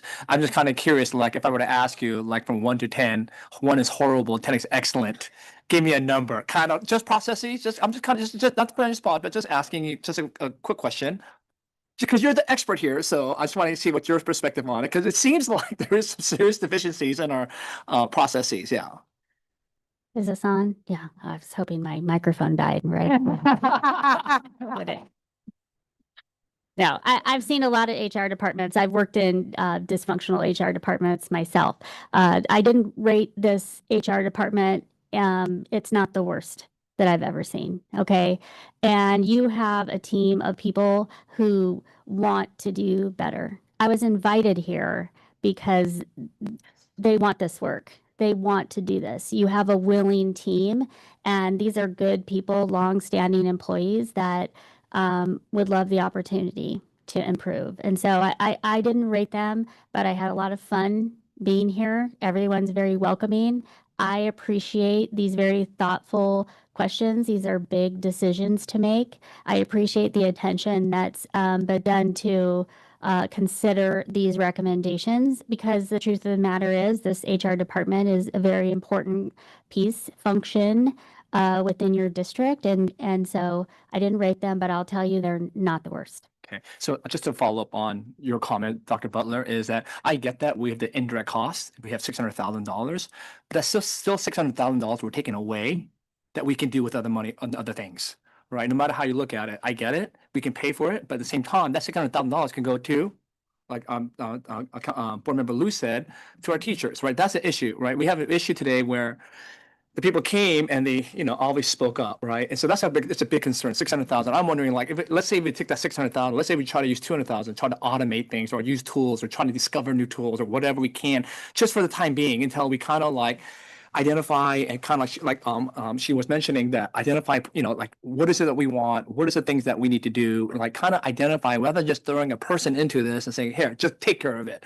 I'd rather for us to kind of sit there and think about, and rather than hiring another person to say, hey, let's think about this, let's identify the situations or whatever it may be, right? And so that's why I was asking you, like, how dire is this? I feel like we do have excellent people, and can we somehow collectively think about what can we do to provide, streamline things? What maybe there are outside vendors like Workday or like other HR companies, software companies coming in and saying, hey, we can do this and this and this. Like basically, but again, it has to be driven by us, right? It has to be what we want and what our process may be. It's just that that amount is just astronomical at a time like this that I feel like it may be best for us to kind of like sit there and to like identify strategically what are the things that we can at least address right now and then just go from there. I know it's like still putting tape on the situation, but I'm trying to figure out how can we just immediately do the urgent things and then build off of that. And so I'm also very hesitant approving a new senior director for this position. So if I could just add, Mrs. Liu noted the director of classified position that's been vacant since March. Okay. So right now we have one functioning manager in human resources right now. So in terms of prioritizing the recruitment for that position, I agree 100%. Within the report, there are some noted hiring barriers for that position. And so prioritizing working with the PC department to modify the required education and experience, and then consider a salary adjustment to make it at least at the market level so that you can ensure you can recruit a qualified candidate for that position. That will alleviate things right out of the gate. That is an existing position, but if you continue to post it as it is, I fear you're going to have the same results. So we've got to look at the education and experience, work with the PC department, and consider the assigned salary so that you can actually increase your chances of recruiting someone qualified that can do that work. See, that's a great piece of advice. That's the thing, right? So like, let's say we increase that salary, let's say 50,000. That's still a lot cheaper than hiring a senior director of 250,000 or whatever, right? So that's very helpful. I would rather do that, put a little bit higher on the salary for that, because that's not going to be as much as a senior director. And that would be able to save us some money so that we can at least, but again, these are solutions, right? These are solutions that we want to be creative to think through, like, like we say, we can't fill that position, but then what if we do increase the salary a little bit higher so that at least we will have another able body to kind of help us to kind of navigate and move it so that we can get at least at a better position and to make these kind of decisions. Thank you again for all your information. Thank you. So Dr. Muhammad, I just want to clarify that since becoming superintendent in July of 2020, I've not added any new administrative positions. We restructured, we changed some titles, but this is the first district office position that I'm recommending for addition. I thought that we used to have one academic officer, chief academic officer. Yes, we had a And we chief divided the academic task officer of that and- position into two. And we had a director of And compliance. that was, And those two positions were restructured to be assistant superintendent for ed services and assistant is good. superintendent for student services. So it's the same number of people. It's just, but they were not cabinet. The prior person was, the only person that was a cabinet member was a chief academic officer. The other person that you're mentioning right now was not a cabinet member. still district administration. Thank you. I'm sure there's a lot more district staff members that we do not know about. So if I can, are there any more comments? Okay, hearing none. How about we do this on 11.1? I do want to recognize the work that was done in the study. I think it's very important. I think there's a lot of information that we all need to digest. And I don't think change is going to happen overnight. Certainly the issues that you're identifying in your report haven't occurred overnight. Right. So I think it's important for all of us to maybe digest it. We're seeing it, the public is seeing it, and I think it might warrant some time for us to figure out what would be a plan of action. And I think that rests a lot on staff to figure out what that plan of action might be after taking your recommendations. What I'm proposing to my colleagues here is that that we accept and approve the report in a sense that we recognize the approval is in essence the recognition of what you're finding. It doesn't necessarily mean we're going to implement it, but it does acknowledge that the work that's been done and a reflection on the department that we currently have and areas that we need to improve. And then with that approval goes back to staff to for an implementation plan, whatever that means. And perhaps maybe now is not the time to implement the HR director because I don't know if my colleagues are in support of that. But maybe down the road, or we can think about what that looks like. But there are certainly other pieces of information that we can implement, and I think we should probably implement that. And so I'll entertain a motion to accept the report and kick it back to staff for figuring out an implementation plan.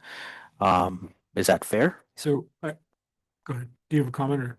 I was gonna say, I would make the motion to approve or to accept and approve the report. However, the job description that's there, that's attached for approval, I would bifurcate that, separate that out. So the motion is only as to the report and the other recommendations. I hear a motion. Is there a second for that? A second with deep gratitude to our guest. Thank you. Okay. Thank you. So I have a motion. Your work on this so much. Thank you. Okay, I have a motion to accept the report and the study. We are going to be separating the job description, HR classified, certificated from that motion. We do have a second. All in favor? Bye. Aye. Any opposition? None? Okay, so that has been approved. And then as it regards the director for human resources, that description, I would make a motion to deny. Since it's an agenda item that. Would you like to reconsider maybe tabling it after staff has an opportunity to think through what that implementation plan might be and then maybe bring it back down the road if it's needed? Sure, I'll amend my motion to a table. Yeah, I rather table it for now. Okay, so Second his motion, then if he changes it, I'll second that. Yeah, I amended it to the table. Yeah. okay, so we have a motion to table HR certificated for now, and we have a second on that. All in favor? Aye. Aye. Any opposition? Seeing none, we'll table that. All right, any other considerations for 11.1? Okay, seeing none. Thank you so much for your work and your services to our district. Appreciate that. Moving on to 11.2, adopt resolution for textbook and instructional material compliance and certification, provision of standards aligned instructional materials for the 25-26 school year. So moved. I have a motion. Second? Second. I have a second. All in favor? Aye. Motion carries. Moving on to consent item, I do have a speaker card for item 15.6, so I would like to pull that item. Is there a motion to approve the remaining? Can I pull an item? Yes. I'd like to pull item 13.5. Okay, 13.5. Sounds good. Okay, anyone else? No? Okay, I'll entertain a motion to approve all the remaining. So moved. Second. Okay, we have a motion second. All in favor? Aye. Aye, motion carries. Trustee Han, 13.5 is yours.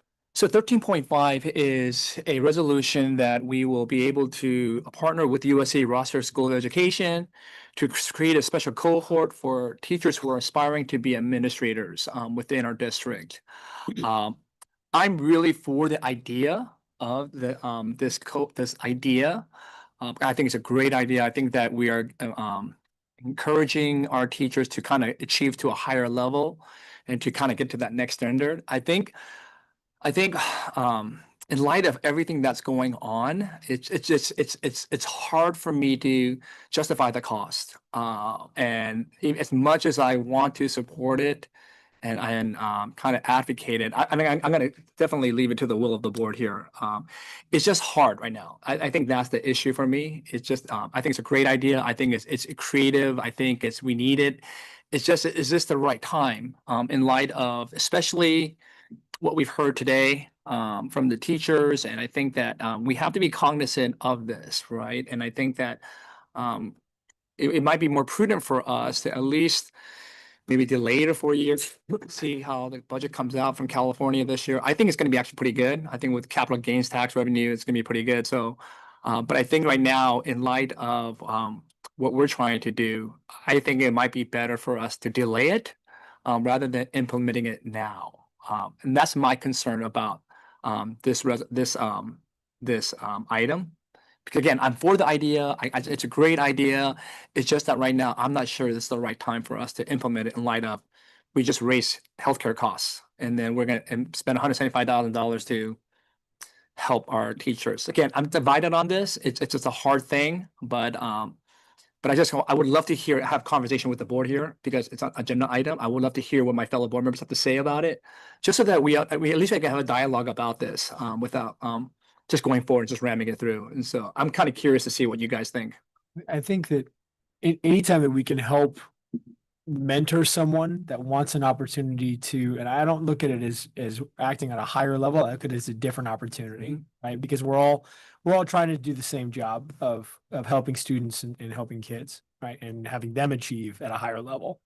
So to me, and understanding the budgetary constraints, this is an opportunity for someone to be mentored, to have an additional opportunity, right? To become either a site administrator or a district level administrator that they may not otherwise get and would be a cost out of their pocket. And it's not enough funding to where we could give the same amount of money to offset healthcare costs, your district-wide, for example, right? If you tried to separate it out per employee, yes, it's some and any bit helps, but it's not a significant change if it's allocated to each employee, if that makes sense. Whereas if it's allocated to the people that are interested in this opportunity, whether or not they take advantage of it, ultimately, it's a training, it's an education that they can use for something else. Whether or not they ultimately do that, at least they've opened that door for the possibility to do so. And I think that's one of our functions here, is to be stewards of the future. And so we're thinking in decades of, you have a teacher that's been here a few years that thinks, hey, maybe I want to be the superintendent one day, or maybe I want to be the principal at this school, or maybe I want to be the superintendent in a different district, which, by the way, stay here, do the work here, but it's that opportunity for them and for their families. And that's one of the things that we risk forestalling when we start looking at the budget and making cuts in that aspect, is we're limiting the mentorship, we're limiting the possibilities for their opportunity. So yeah, I'm mindful of the healthcare cost. It's a separate topic, but I'm been incensed about that issue for a while. All of that happened before me, right? It won't happen while I'm here. I'll say that again. It won't happen while I'm here. So separate topic. I don't think, given the issues that have happened in the past, should forestall the opportunities for the future. And so that's why I would support this, in that I want to give people the additional opportunities for that mentorship. I have a question for Dr. Stowe. For the 25 participants, how did we come to that number?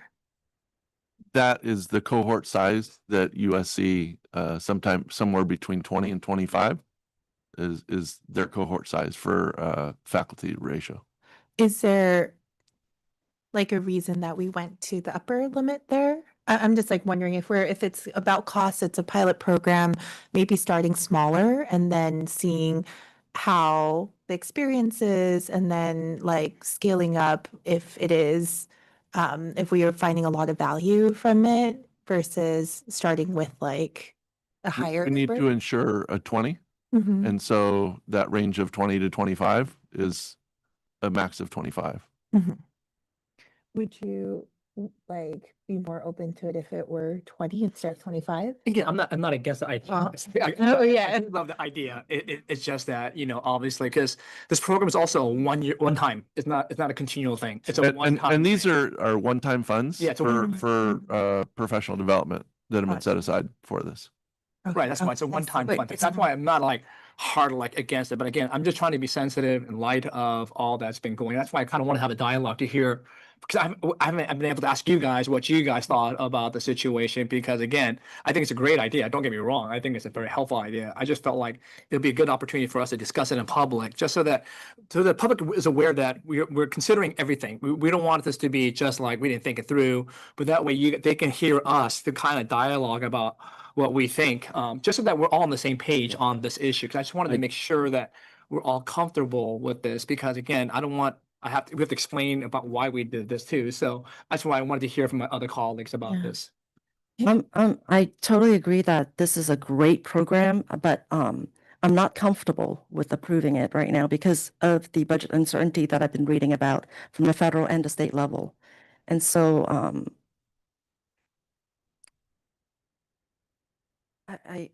I just don't want to be spending any more money on new programs that we don't have to be doing. So that's my position. Can I ask just a clarity? So you mentioned that this particular, there's a budget for professional development, and this would draw from that budget specifically. So if it's not used as a one-time payment, that will stay there in the fund and then be limited in use for PD? So we would be increasing the PD budget in order to cover this. It's not being taken from the existing PD budget that you approved a couple of years ago that's sitting in a committed reserve. Right. So that is available for the PD that HR is running mostly for classified, because there's so much certificated PD that we do out of the other sources of funds that come straight for doing that. This would be an increase that we would put into there that has not been put in yet. So it is a one-time, but yes, it would have to be an increase to that pot. And that comes from the general fund? Correct.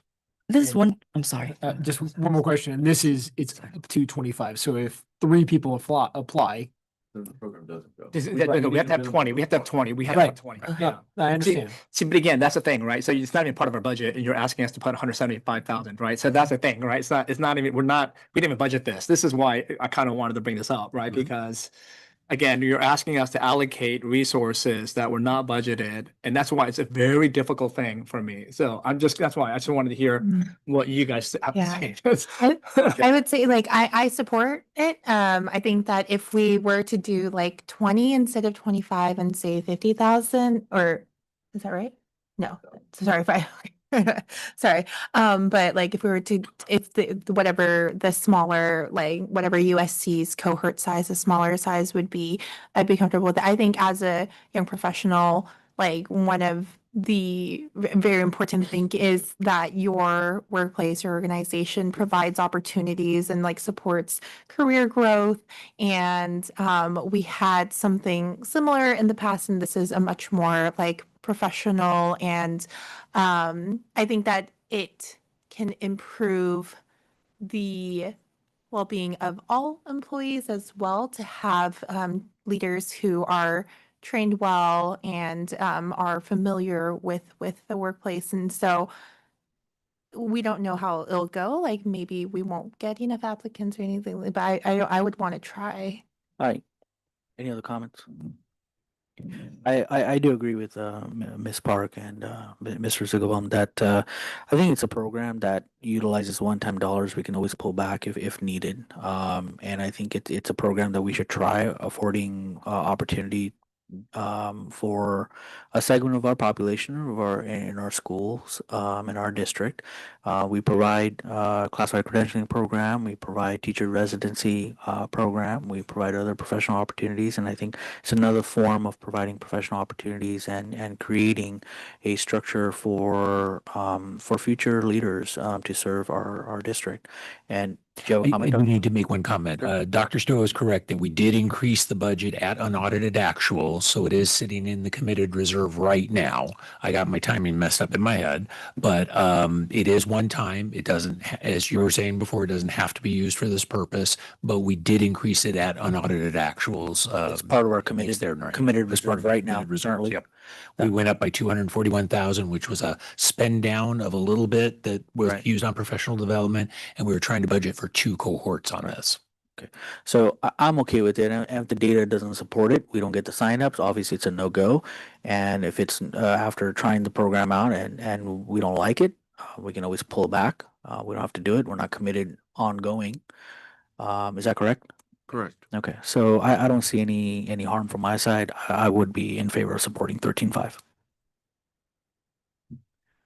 Any other comments, or I'll entertain a motion? I'll make a motion to approve. I'll second. Okay, we have a motion second. All in favor? Aye. Any opposition? No. No. Okay, hearing two opposition, it's a 3-2, it carries.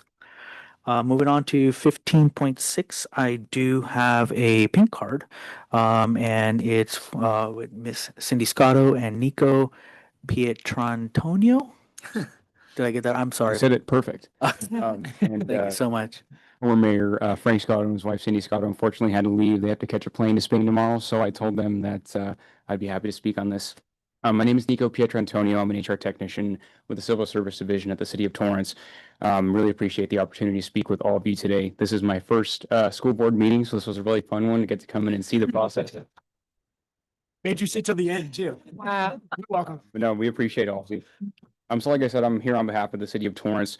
For the last 19 years, you guys have partnered with us in helping us put on the Students in Government Day event. It's a really fun event where we give all 8th grade middle school students in Torrance Unified the opportunity to submit an essay on a topic that we select each year. And then we have a chair of former educators that come in and select the best essays. And then we invite 23 students to come in, be part of a mock city council meeting and a shadowing presentation with the city. It's all part of our goal to try to encourage more civic engagement and also future employment with the city. We're very proud of the education that happens at the Torrance Unified School District.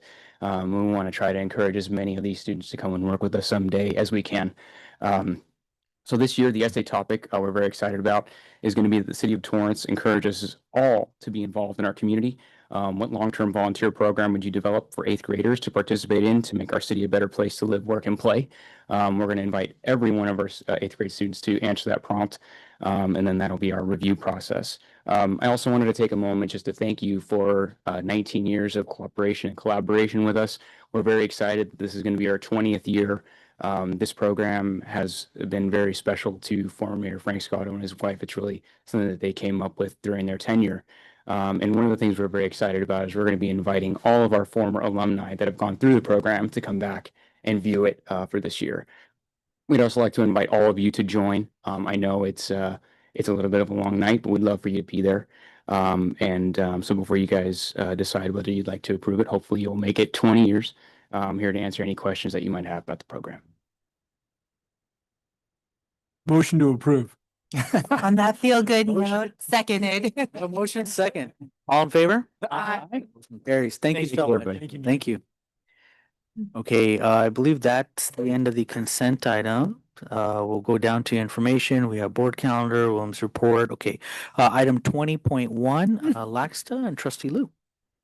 Yes, Laxta has their first business meeting tonight, and it's a hybrid meeting. It's 9:30 now, so they took place at the in Downey in the County Office of Education, and what they're discussing over tonight, or what they discussed over tonight, is the county committee's election, and also the recent Mahmoud Supreme Court decision.